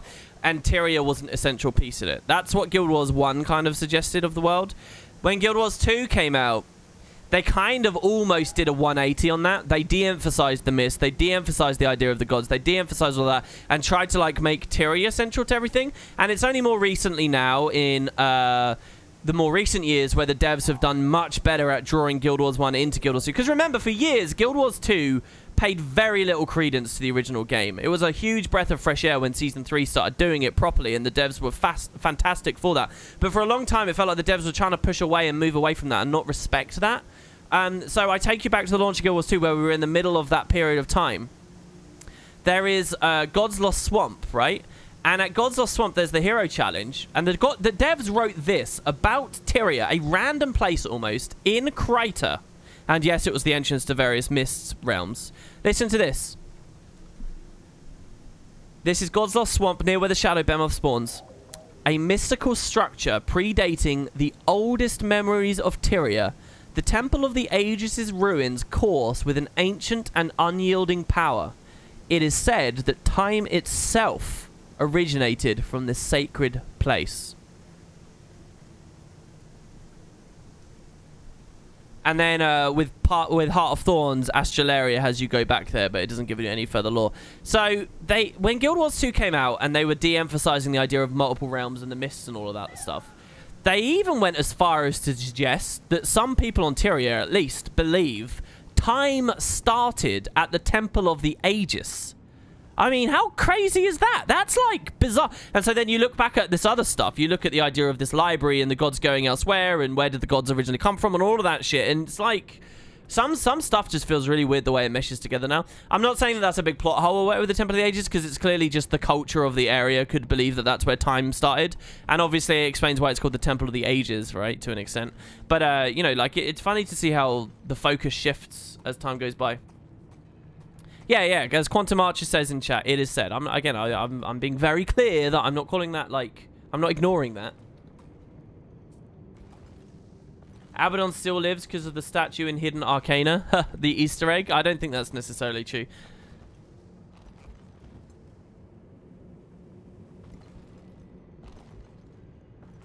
So yeah, I'm not entirely sure. Oh, I had some donations. What? Hey, Ewendell, thanks very much, man. 5 minutes, so half an hour ago. Did you think of any of the steamy Ritlock X Logan /fix are in Cormier's library? Probably, if we're being realistic about this, there would be, like, horny teenage girls that have this great adventuring band of heroes that they know about that they would probably write silly little poems and things about. That would probably be a thing in Tyria. Especially since Tyria doesn't seem to have any hang-ups or issues with gay rights and stuff, so if we're going to be serious about this franchise, there is 100% Ritlock X Logan slashes and stuff in here, without a doubt. Winter J, hey you magnificent potato, just stopping by to say hi and have a fun day. Thanks. Oh dude, that's awesome, Winter J. Thank you very much, man. Hopefully I didn't miss that. Maybe because the concept of time was seen as being related to the Mist and the temple was one of the most known gateways. That's a cool idea, Turtle Emoji. I'd love them to expand on that a little bit, you know.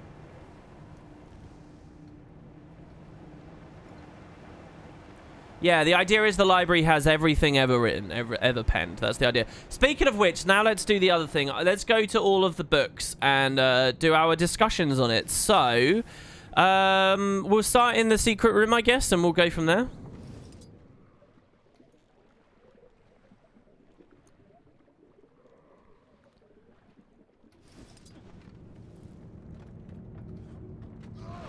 Catalog by genre. We'll see whether there's anything fascinating. Was this everything, by the way? Is there anything else? I think we've unpacked everything here now. And I guess we just have to wait till we get to Kesho.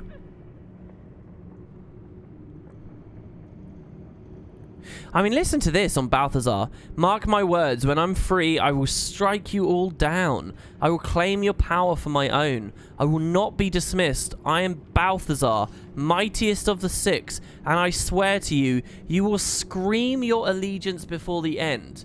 Like, that's psychotic. That is not Balthazar as we know it. It's not. And I pointed that out before. Someone in chat said, you know, the dev said that there will be more explanation about this.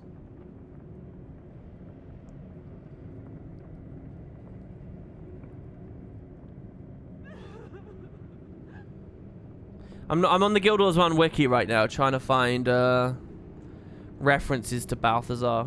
I mean, he was a bit of a dick before, obviously, because of the whole Mordecai story, or whoever it was. I forget their name. The Canthan guy who lost the game with. Bringer of War, Finder of Wisdom. Does the Finder of Wisdom say this kind of stuff? Scourge of the Prideful.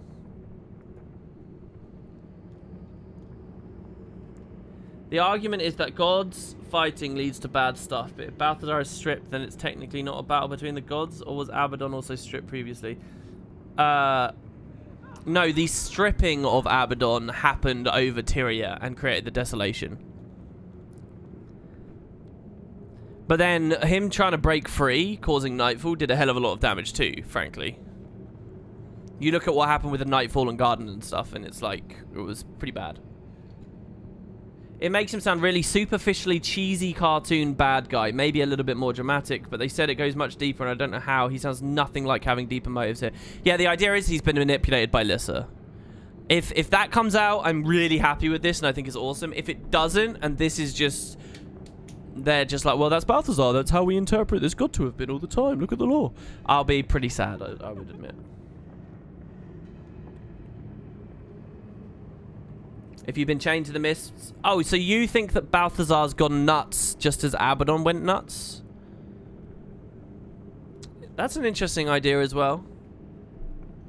If that's what they were going with, then this scene here needed to have Abaddon... needed to have Balthazar allude to that.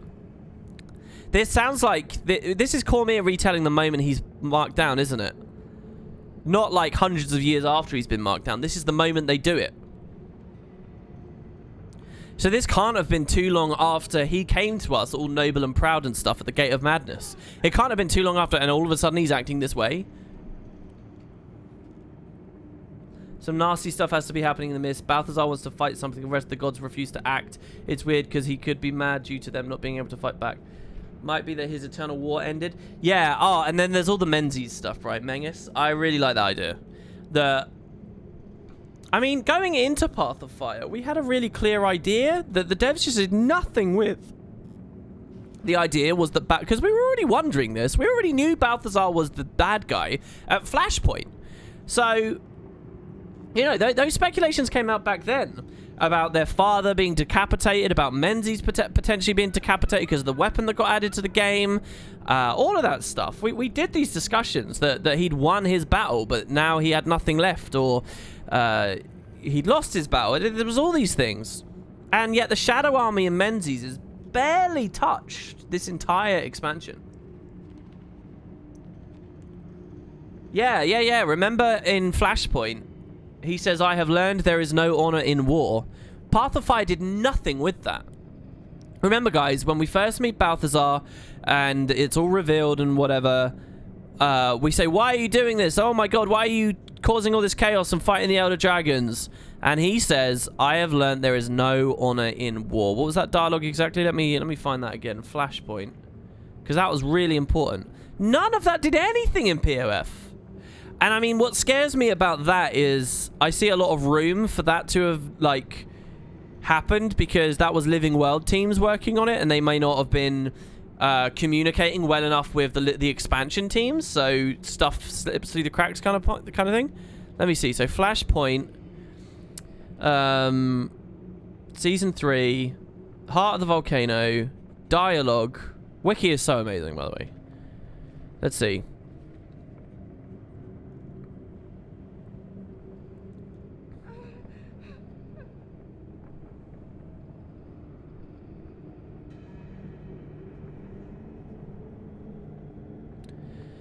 Alright, here's what he says. Oh, this was such a good line.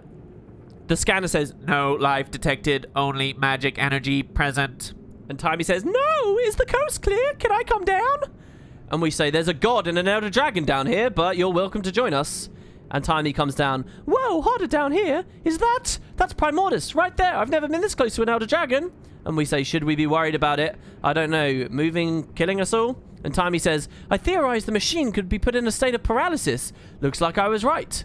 And we say, "So what's going on with Balthazar then?" And Timey says he somehow inserted himself into the system, and he's so magically adept. So in order to absorb... Okay, I admit it. I don't really know what's happening. But here we are. Clock's ticking. What do you think? And we say, "Destroy it. A murderous, overpowered god of war is too dangerous to keep around. Even if you're wrong about the deaths of more dragons devastating the planet." And Timey says, "Agreed." Balthazar says, "You will not stop my campaign." And we say, "Balthazar, what are you doing? You'll destroy Tyria." And he says, "Your home is a trivial concern.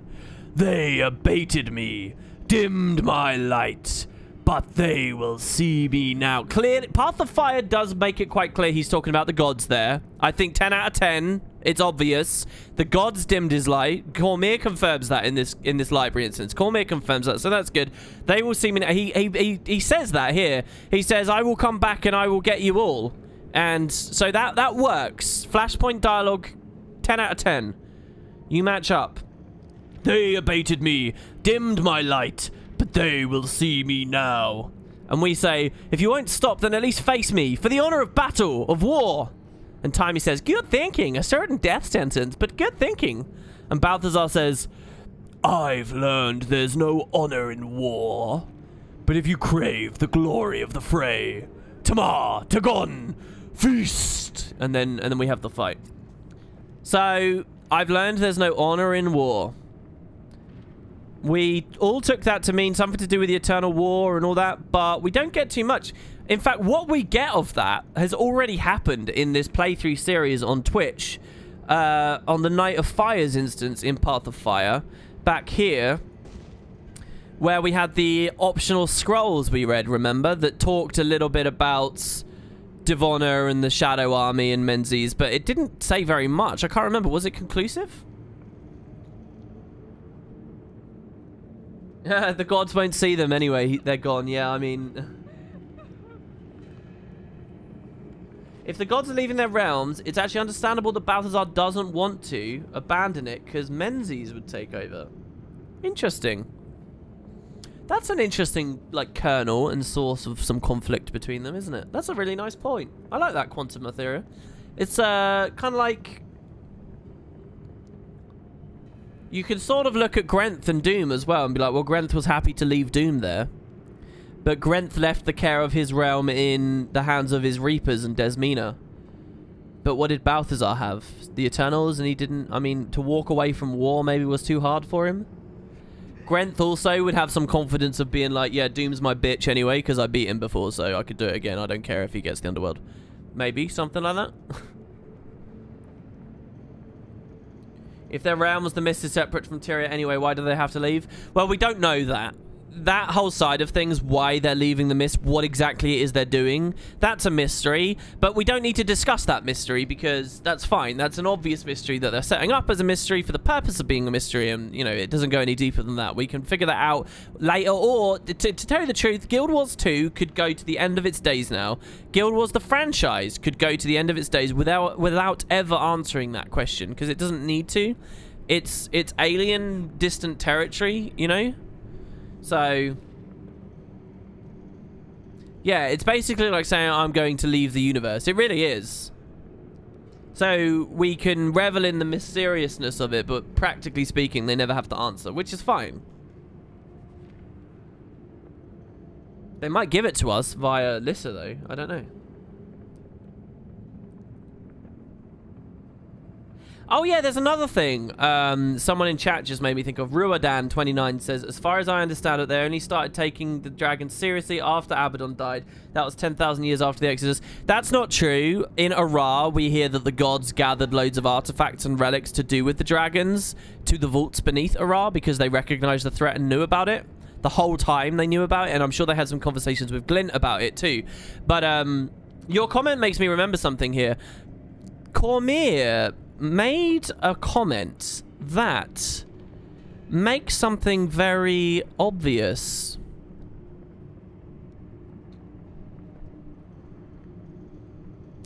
Why is Lissa separate here, by the way? Obviously because they want to draw attention to Lissa. But it seems like Lissa didn't want to leave Tyria in this instance. And then later in Cormyr's journal, it's Lissa that's mocking Cormyr for wanting to stay. Oh, no, no, no. This is Lissa agreeing to deal with Balthazar, not agreeing to leave. Alright, never mind. That's fine. That works.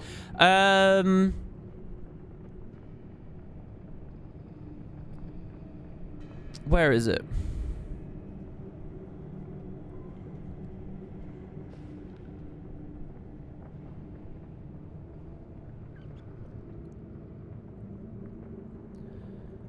Come and see for yourself.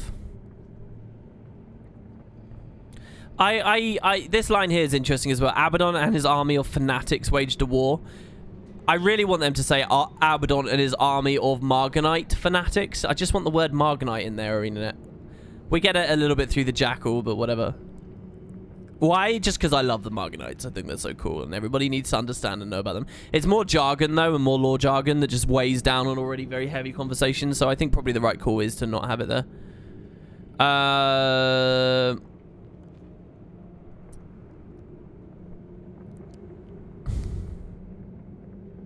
Here.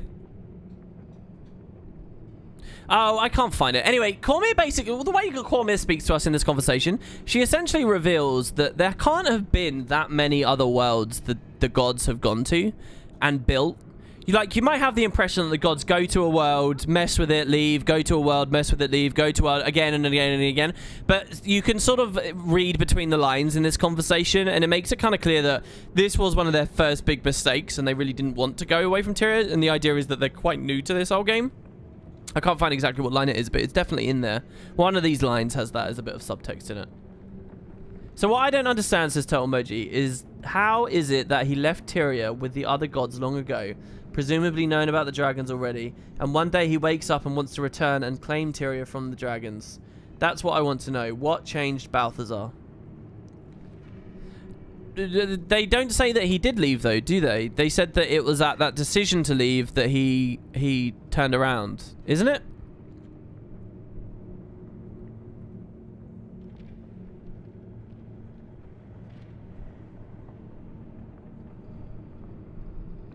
Well, anyway.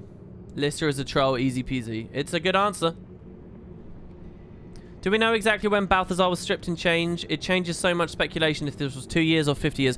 It's probably closer to 250 years ago. The way that Cormyr talks, it's like, alright, Cormyr became a goddess. In fact, one of the most first line, you can speak to the avatar of Cormyr the second she becomes a goddess in Guild Wars 1. You defeat Abaddon, she becomes a goddess, and then you can speak to her straight away. And here's what she says. Instantly, this is what the avatar of Cormyr says to you. As soon as she becomes a god, she says, "Ahai, my friends. Life brings us many twists. My new station has not blinded me. My eyes have adjusted to the darkness between the stars. I sense celestial movement beyond comprehension. Without you, none of this would have been possible. You will forever be my chosen ones.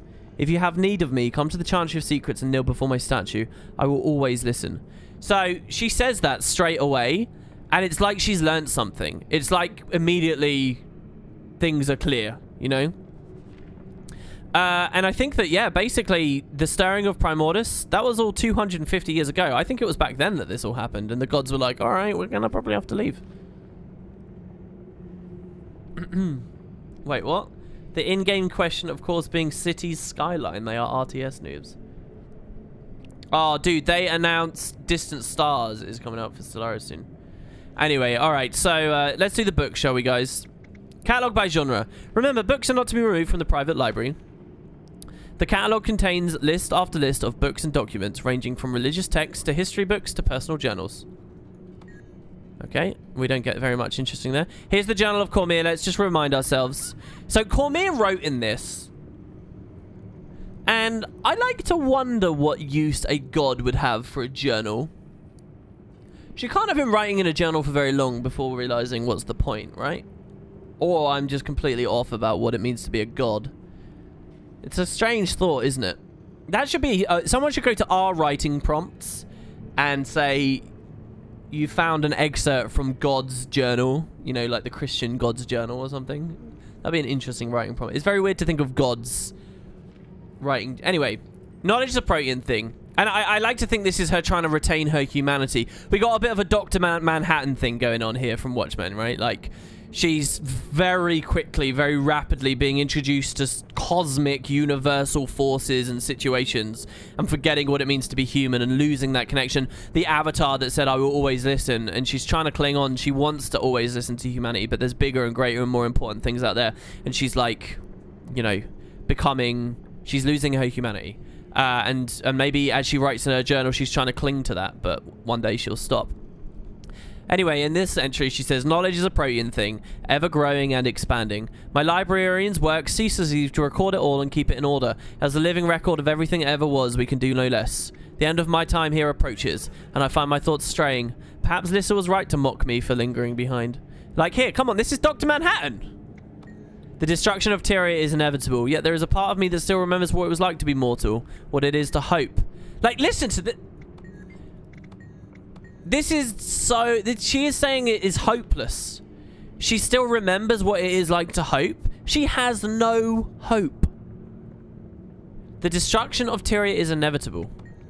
I hate to leave my homeland, my people, and my memories behind, but I'm no longer a spear marshal, no longer a citizen of Alona, no longer a human, and my responsibilities extend far beyond this world. And again, this mystery, what are those responsibilities? That's... Don't get me wrong, I'm excited about that, and I'd love to hear an answer to that, and that's like, you know, juicy and wonderful and thrilling. So it's a perfect mystery in that it does everything it should, but in truth, I don't think we actually ever need the answer to that, right? So it's not that important in the grand scheme of things. The first city. Faranul was once a great city on the island of Istan, where the Istani civilization first set roots, ruled by the primeval kings, and where the Sunspear Guard first came to be. The Scarab Plague all but devastated the city, and the few survivors fled, abandoning the first city to ruin. It has not been inhabited since. I really like that this book is here at this time, because it reminds you of the lore we learned as we walked into the Tomb of the Primeval Kings not too long ago. And I think, you know, that there's that thing about learning, right? You learn something and then you reinforce it by restating it shortly afterwards, and that's what this book does for the lore enthusiasts. That's good. For the new ones, the Guild Wars 2 ones that are just learning this stuff. The Goddess and the Scourge. Cormier's rise to godhood was a blessing to the Sunspears and a beacon of hope to people across Tyria. Her new power was a boon to those who had followed her. Sadly, it also ignited a jealousy that would lead to the downfall of the Order of the Sunspears. Ever an enemy, Palawa Joko's efforts to wipe them out intensified. This is the thing about his motivation to become a primeval king again being jealousy, which is very strange. I hope Season 4 gives us a better insight into who he is and why he's doing what he's doing. Ruining the Sunspears, whose Spear Marshal had reached such great heights, bolstered Joko's ego and helped secure his position as a true threat to Alona. I can't read for some reason at the moment. And that's sort of hinting at some of the focus to come in POF. I mean, POF is amazing. Juggling, like, 3 major antagonists and all this stuff at the same time. Very hard. Treacherous Waters, the Corsair threat. Lawless, untrustworthy, and self-serving, Corsairs have been a thorn in the side of seafarers and land dwellers alike for far too long. Though Corsairs claim to follow a code that dictates proper behavior, this code does not extend to non-Corsairs, and they are free to treat outsiders as they please. Any who attempt to make deals with Corsairs should keep an eye out for treachery. Even if you pay them, there's a chance they'll sell out to a higher bidder even after the mission begins. Again, this is all just exposition for stuff coming up. I think it's good as well, because as amazing as it would be to have every book in the library be like some ridiculous lore bomb, that's just not practical, and also it would hurt the audience's brains, and you'd start like conflating this secondary information with the really important primary information that Cormier gave us. Untitled volume. It's got no title, but it's got ciphers in it. The Palace of Bones, The Centaur Tragedy, by Anonymous. However, opinions of the Centaur people vary. It is an undeniable fact that Palawa Joko's merciless slaughter of centaurs in Alona was utterly contemptible. After suffering terrible enslavement, many were killed to further the tyrant's experiments with bone manipulation, ultimately resulting in the massive structure he calls his Bone Palace. These victims must not be forgotten, though how anyone could forget, as Palawa Joko displays his spoils of war so prominently. Nothing back there. Just want to make sure we get all of them before we leave here again. There's the catalogue again. Whenever I say the word catalogue, I always think of a cat on a log. I don't know why. I never used to be that way, but now it's just ingrained in me. Oh, here we go. Ooh, ooh, ooh. Chirai's story. Look at this. In the corner of the secret room hidden away. He's the protagonist. The true protagonist of Season 4. Things gone slightly differently. Continue reading. Well, I don't know. Basically retelling the same story in Path of Fire that we had as background information for Nightfall wouldn't necessarily be that creative or interesting. His name is Chirai Ossa. This is his greatest battle. 200 years ago, the armies of the undead Lord Palawa Joko swarmed out of the desert. War Marshal Ossa gathered forces from every town and village in the valley of the River Ellen. He marshaled a great army in the broad lands near the Grand Cataract. Chirai's advance through the canyons was stymied by undead guardians and corsair mercenaries. In time, though, Chirai and his men reached Joko's camp. The two leaders faced off high above the warring armies. There, in full view of their respective followers, Chirai bested Joko, and the undead lord fell from his lofty height. Chirai's bodyguards imprisoned the undead lord where no one would ever disturb him. Chirai also would always be known as the greatest champion of Alona. So that lore there, by the way, is actually directly pulled from the bonus mission pack, as far as I remember. I'm on the Guild Wars 1 wiki now to confirm that. Chirai story, it's a book. Oh, no. Okay, so it's sort of, but the Guild Wars 1 version is a lot meatier. The Guild Wars 1 version is this. His name is Chirai Ossa. This is his greatest battle. 200 years ago, the armies of the undead lord Palawa Joko swarmed out of the desert. Joko found a way around Alona's defenses and besieged the vulnerable land of Vabi. A unified Alona might have stopped him there, but the princes of Vabi hid, and the Astani Sun Spears proved too few and too divided to halt Joko's relentless assault. Only after Palawa Joko scoured much of Vabi and turned his attention southward did any real resistance muster. Even then, it was almost too late. War Marshal Ossa gathered forces from every town and village in the valley of the River Ellen. He marshaled a great army in the broad lands near the Grand Cataract, where the valley walls narrowed. Yet, as mighty as his forces were, Palawa Joko's army was greater. Chirai, however, had a plan.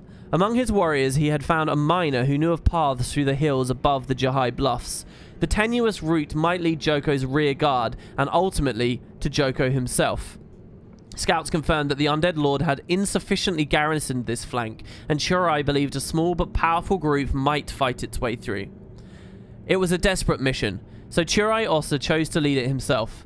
He took with him his most trusted bodyguards, a band of Astani Sun Spears, and a handful of refugee soldiers from Vabi. His hand-picked squad came from across all three Alonian provinces, and all had a personal stake in the outcome. Chirai's finest commanders would hold the line against Joko's shambling horde. With hope, they could contain the massive army long enough for Chirai and his men to move through the shadowy passages and strike against Palawa Joko from the rear. If Chirai could eliminate the undead lord, his Alonian forces might stand a chance against the unliving army arrayed against them. But should Chirai fail, then all of Corner would fail. And then you play the mission and it fills in the next pages. War Marshal Ossa and his hand-picked squad threaded their way through the maze of passes and canyons above the Jahai Bluffs. Far below, they could see Palawa Joko's forces clash against the human armies. They knew that time was an ever-dwindling resource. They forged ahead. However, Joko had not left his flank completely unprotected. Chirai's advance through the canyons was stymied by undead guardians and corsair mercenaries. In time, though, Chirai and his men reached Joko's camp, the undead lord gloating about his impending victory. Chirai challenged Palawa Joko to single combat, playing to the lord's undead vanity. Joko could not resist the urge to fell the Cornan war marshal personally, and the two leaders faced off high above their warring armies. There, in full view of their respective followers, Turai bested Joko, and the undead lord fell from his lofty height. On the plains below, the resolve of the unliving hordes wavered and broke. Turai's forces cheered at the defeat of the enemy leader as they cut down the fleeing undead legions. And then the final chapter is called Joko Entombed. Though beaten, Joko could not be slain. Turai's bodies imprisoned the undead lord where none would ever disturb him. There, the Scourge of Vabi would lie forgotten, trapped within his hatred and his weakened, guarded by followers of those who had interred him, until night fell upon the world. Turai served his people well, and his victory at the Battle of Jahai would be remembered for generations. As the years passed, the descendants would rule Corna, but Chirai also would always be known as the greatest champion of Elona. So that's the Guild Wars 1 book. And what we read here in Guild Wars 2 is a heavily abridged mini version of it, obviously. Because this was before they had the lore book UI. I tell you what, if this was added now, after Bobby Stein and co. got the actual pushed for the actual lore user interface stuff, you might have had the full thing here, which would be great. The Guild Wars 1 had illustrations and stuff to go with it also. Chirai is honestly such a cool character because he's a great hero there, and that's only half of his story. The other half of his story is about how then he becomes power hungry and like desperate to keep chasing that feeling of being a hero, and he foolhardily escorts all of his people north to just die in the Crystal Desert. He takes them all up here seeking ascension, and then they all just die. It's really cool. And then that's where you find him as a ghost. And even in Guild Wars 2, here in Path of Fire, we will find him as a ghost as we go ahead. So I think that's all of the books in here now. Row of books, maybe? How Trade Shapes Culture, Cormyr's Sacrifice is Our Sacrifice, The Unwilling Monk and Autobiography, Traditional Norn Folk Songs. Alright. Yeah, Cormyr is a fan of shorter books. Treacherous Waters, did we read this? Yeah, we did. That was about the Corsairs. Let me check this. Let me click the eyeball on this so that we can get to it very quickly. Book of Secrets. On a book stand. Alright, I think we've probably got most of them. Top floor. Book stand, book stand. So they're at the bottom in the center. Ground floor. Ground floor. Top floor. Reachable mount. Okay, we're done with the secret room, I think. So let's go. You do wonder why there are traditional Norn folk songs in there? Because everything's here, apparently. Everything. So they just give you like a little splotching of different things. That's all. Wasn't Chirai in the Season 2 stuff? We didn't actually see Chirai in Season 2, but we reenacted the ritual of ascension, which was led by Chirai, so we get like a vision of him, but it's not the real him or anything. And we're not really ascending in Season 2 either. A lot of people are still confused about that, but we did not ascend in Season 2.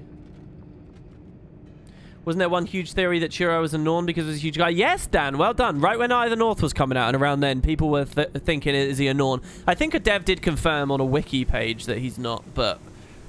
I mean, this is what I mean. I hate when stuff gets confirmed out of game because it's...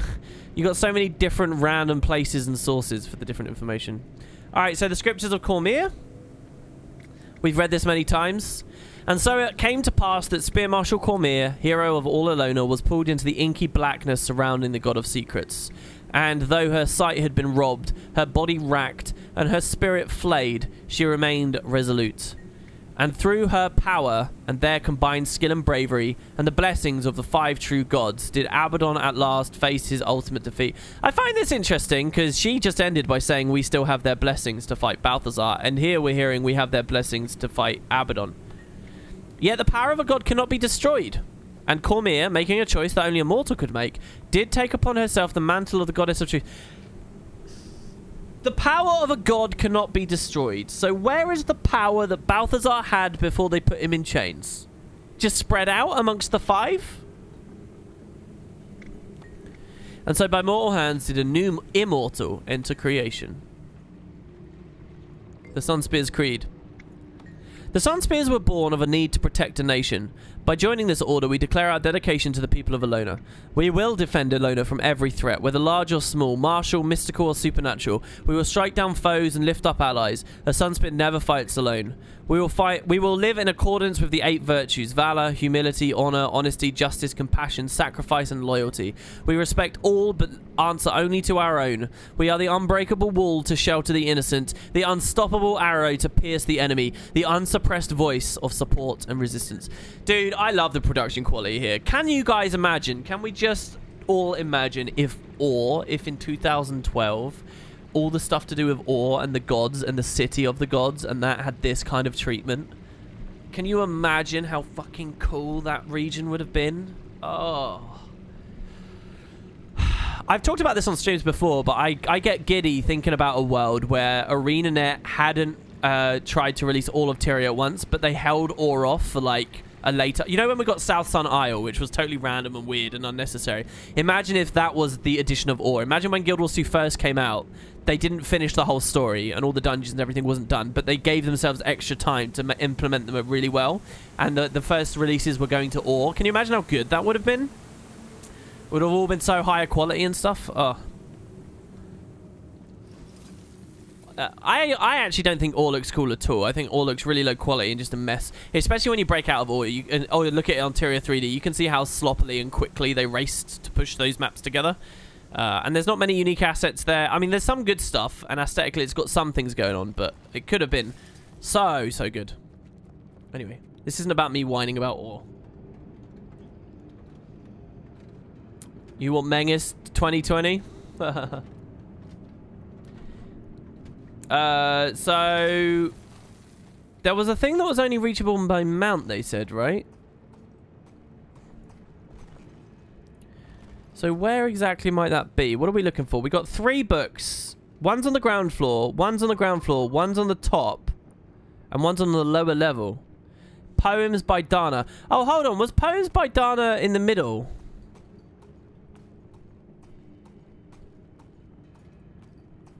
Wasn't it at the top of, like, the staircase up here or something?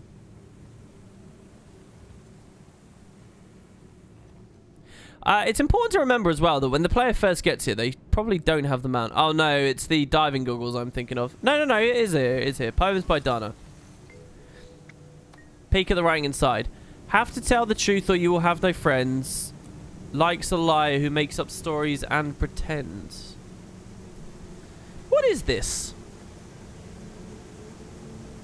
Please, I know the ArenaNet Dead said it's pronounced that way, but it drives me nuts hearing it that way.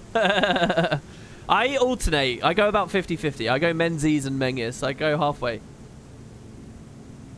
And the ArenaNet devs didn't confirm what way it was pronounced, actually. They said that they confirmed that they had been debating internally how it was supposed to be said. What's this, guys? Twitch chat. Help me out. I don't know what this game is or this lore or this universe. What is this?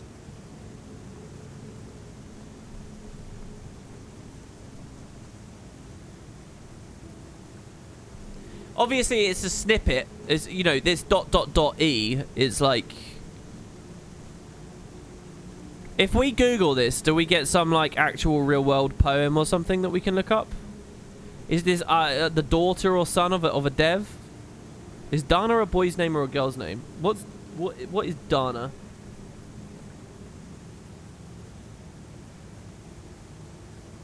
The Dana Langkawi is a reflection of timeless luxury vacation that is enveloped by the immaculate splendor of sandy beaches, a marina, and lush tropical... Okay, I don't think it's to do with that.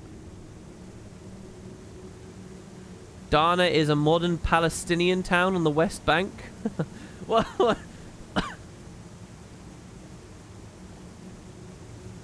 It's a test of their artificial intelligence law writing skills. It's a hint towards the mysterious E. What, because the letter E appears there? What do you guys think this is?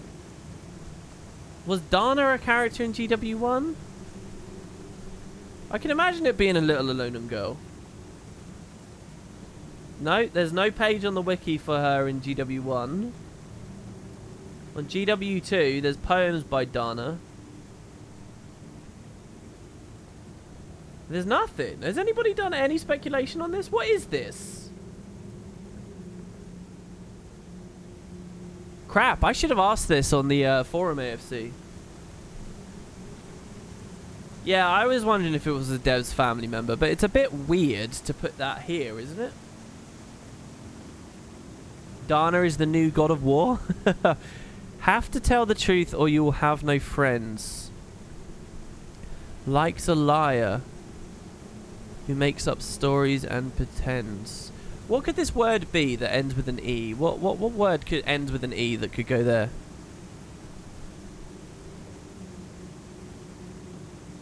It is a creepy thing, isn't it? This is quite thrilling. This is another mini Path of Fire mystery.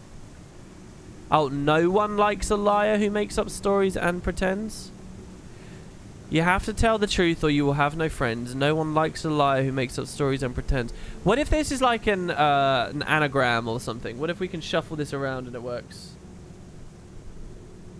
Yeah, and what was the age 9? What 9-year-olds have we known in this franchise? Nothing comes to my mind.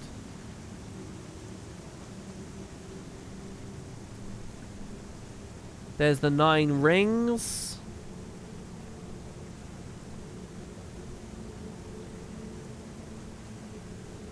It's poems. It's plural. There's multiple poems in there. There were Canthan poets. Is this, what kind of poem is this? If we add in the words, is it like a haiku or anything? She could become a character that becomes relevant. We may meet her later. Dana is Gwen 2.0. You feel like it's talking about Lissa? It's pretty exciting, isn't it?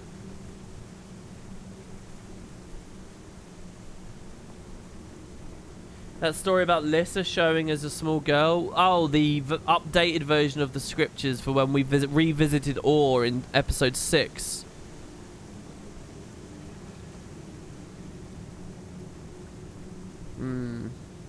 One path ends. I can't remember how to get to those. Z Fruitbat says it's just a rhyme. Yes, we know it's a rhyme. You don't strike it at all odd that they would have a random zero context rhyme up here amongst a ton of other books that have actually had relation to Path of Fire or the gods or whatever. Like, there's actual tangible meaning behind all this other stuff, and here we just have a random. The only one that the only other one that has as little meaning is the Norn song one, but at least it's that's self-explanatory. It's good to see you, Disturbed Angel. Thanks for the sub, Yammers. 16 months, dude. It's about lying, and Cormyr is the goddess of truth. Dana. I wish there was a bit more for me to go on here. I'd love to do a little video about this, but I don't know anything else you could do. I think they add it to what you ponder. That's what I would do. Oh, you just got a precursor. Rage. Congratulations. And Binding of Ithor's Height. That's a good one. Google Guild Wars Dana. Look at the date of the second link. It's exactly 9 years ago. About a player character named Dana from the original game. Really?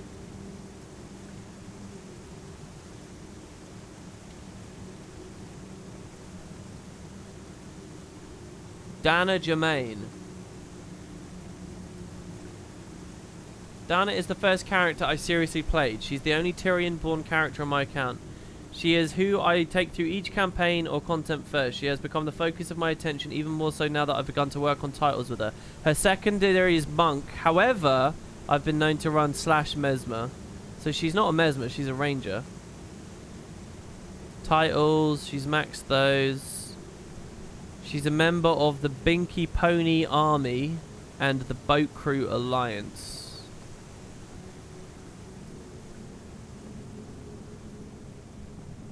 I mean, that can't be. That's not anything, is it? Unless the player that had this character is now a dev or something. It's referencing contemplation of purity. Yeah, maybe this player became a Guild Wars dev and they worked on it.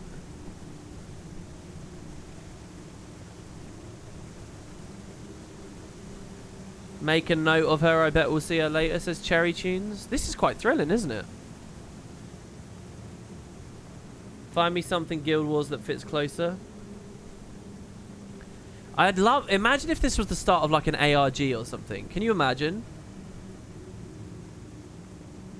Let's look into the edit history of Dana Germain. Does she have a talk page? Hey, I was planning on making a Nightfall Elementalist, but I usually have trouble leveling them. Do you know anyone that can help me? That was from a person called Icy Blue back in 2009. 9 years ago. Oh, no, not 9 years ago.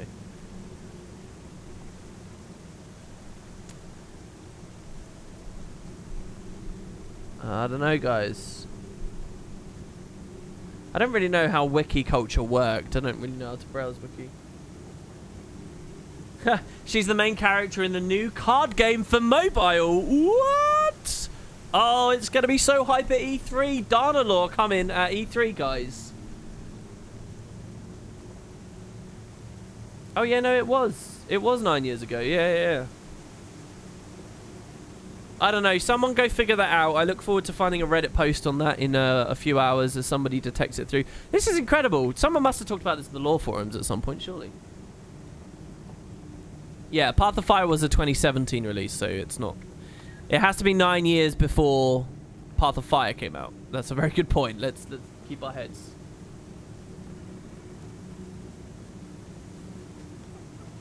Well, there you go. Okay, so there's that. I mean, that's with the cryptic cipher thing as well from up here. So now we got to get... Wait, what is this called in... Poems by Dana, age 9. Yeah, it doesn't really have a good, interesting title. Okay, so we've got to go to the ground floor now for 2, and then the other one is on a lower level but only reachable by mount. I'm guessing that's on the outer ring, and you got to like, it'll be like on one of these spirals or something, I think.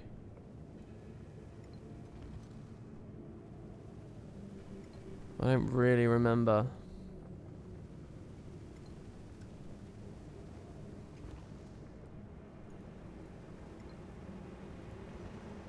I remember spending a long time when the expansion came out in here, though. A long time. Getting all of these.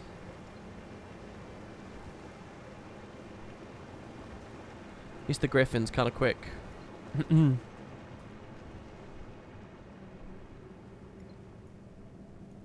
Only reachable by mount. It's not like... Oh, I don't know. That's the exit portal there. We're almost done with this instance now, guys. Almost. Dana is Cormier's secret daughter. She talks about truth because her mother is the goddess of truth. Oh, can you imagine that? And then she... Yes, that makes sense. And she's the god of war now because they had a kid. So they were like, screw it. We too can be vessels of knowledge and truth, as written by the priestesses in the Temple of Cormier. Peek at the table inside. Peek? I don't want to peek. Give it to me in full. Dump it on me. I want the full load. The goddess of truth, which demonstrates to us how a life can be human. We mortals can make the choice that she made as a mortal.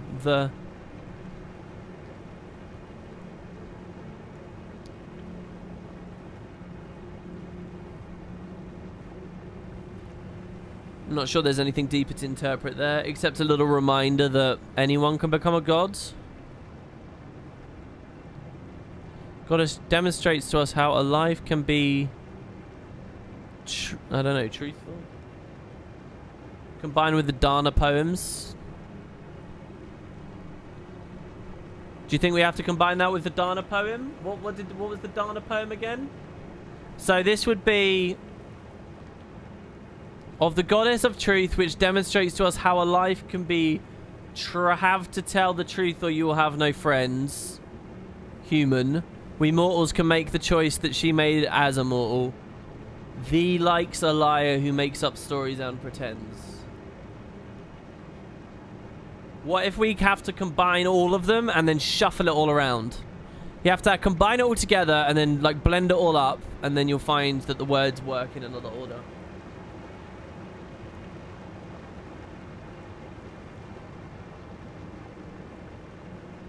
Alright guys, get on it. It does seem a bit weird, it really does. The artist's mirror, how art reflects society. Xingje Monastery. Ooh! Decorated with vivid plants made from both plant material, representing elements of story from the brightest golds to... I'm not quite sure what this is referencing either. The artist's mirror, how art reflects society. I guess this is literally just... There's no deeper meaning here. This is just a small slice of what would presumably be an interesting book about how various cultures around Tyria have had their art reflected their societies. Yeah. So... that's fine. The existence of that last book makes the idea that the other one is a part of some big, grand secret much less likely. Magic and war, an educated warning on a lower level, but only reachable by mount.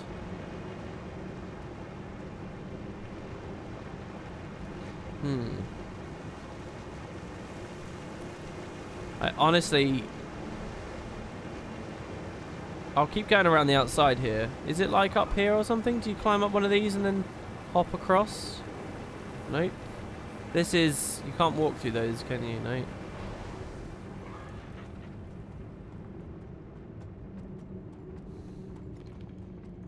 Sanctum Librarian. That's an invisible wall.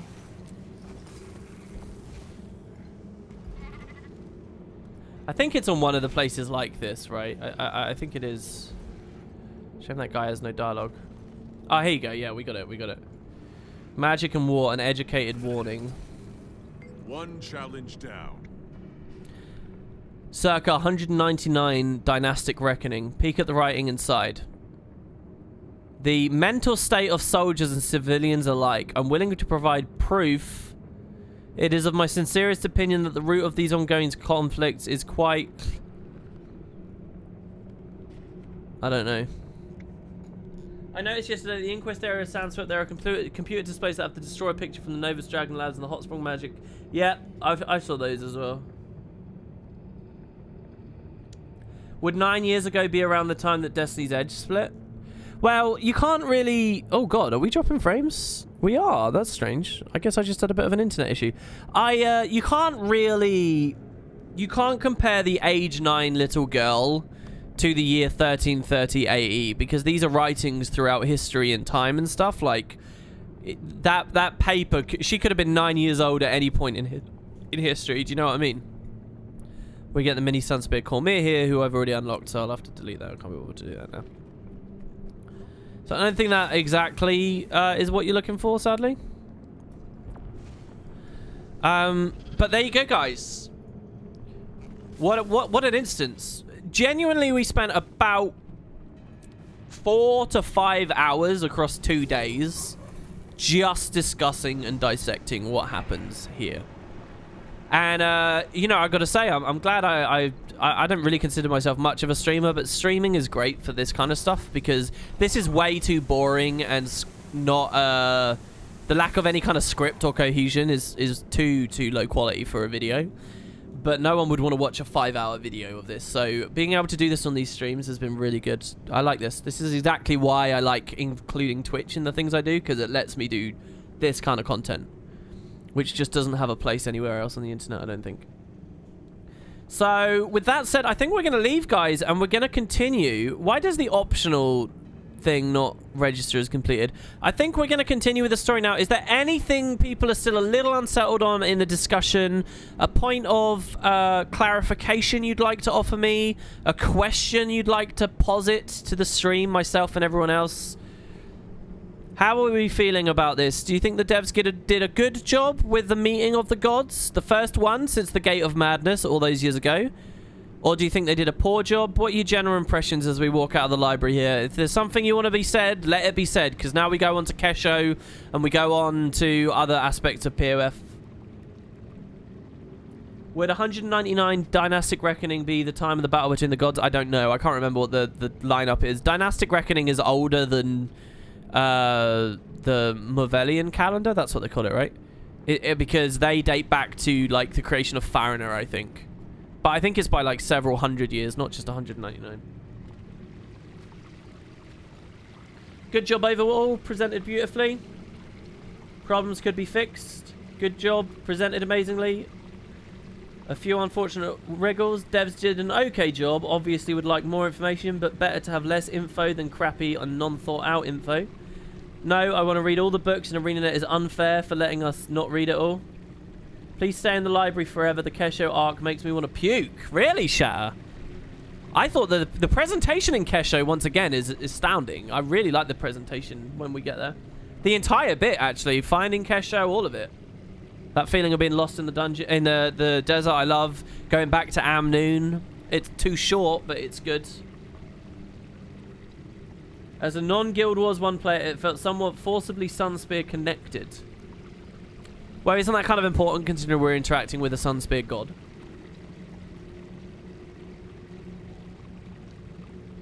Guild Wars 1 wiki says 200 years, so that scroll might be referring to that battle or just the peak of magic before the gods took it away. Yeah, that's cool. It's nice to see Dynastic Reckoning be used because it's criminally underrepresented in Path of Fire. Yeah, and what's the name of the Canthan one? I can't remember.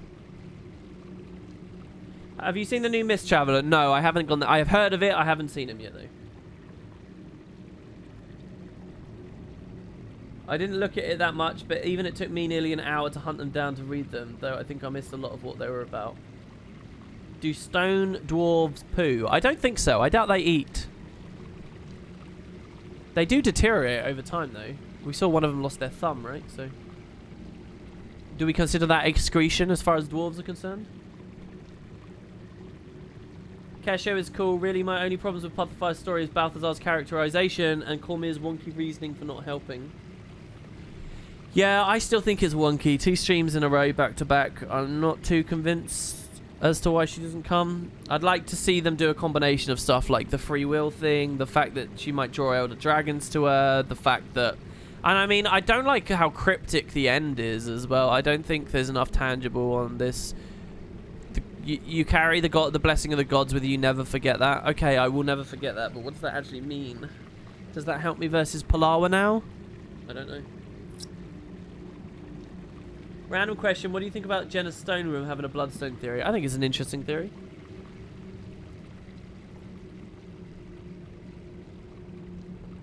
Kesho sucks. You ask the NPC for the Lost City and they're like, I have no idea. You ask for Kesho and they're like, oh yeah, it's out there. Does it?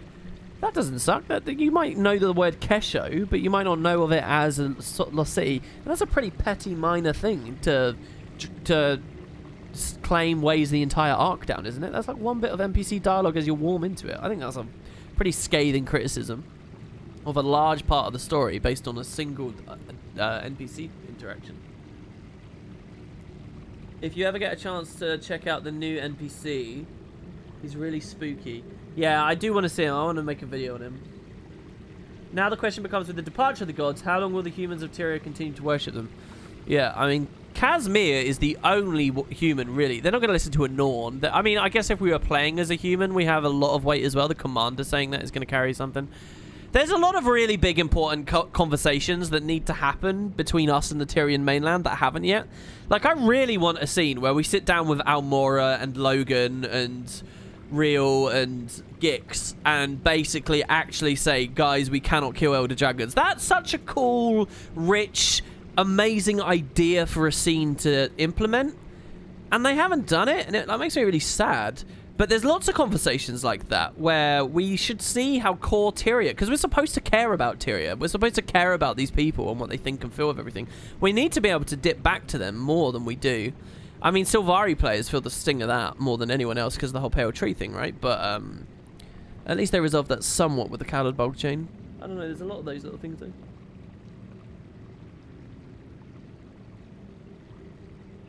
Yeah, Balthazar, I don't really like the way he looks either. The criticism that he's just a fiery Norn, I totally understand, but that's not really relevant for the library.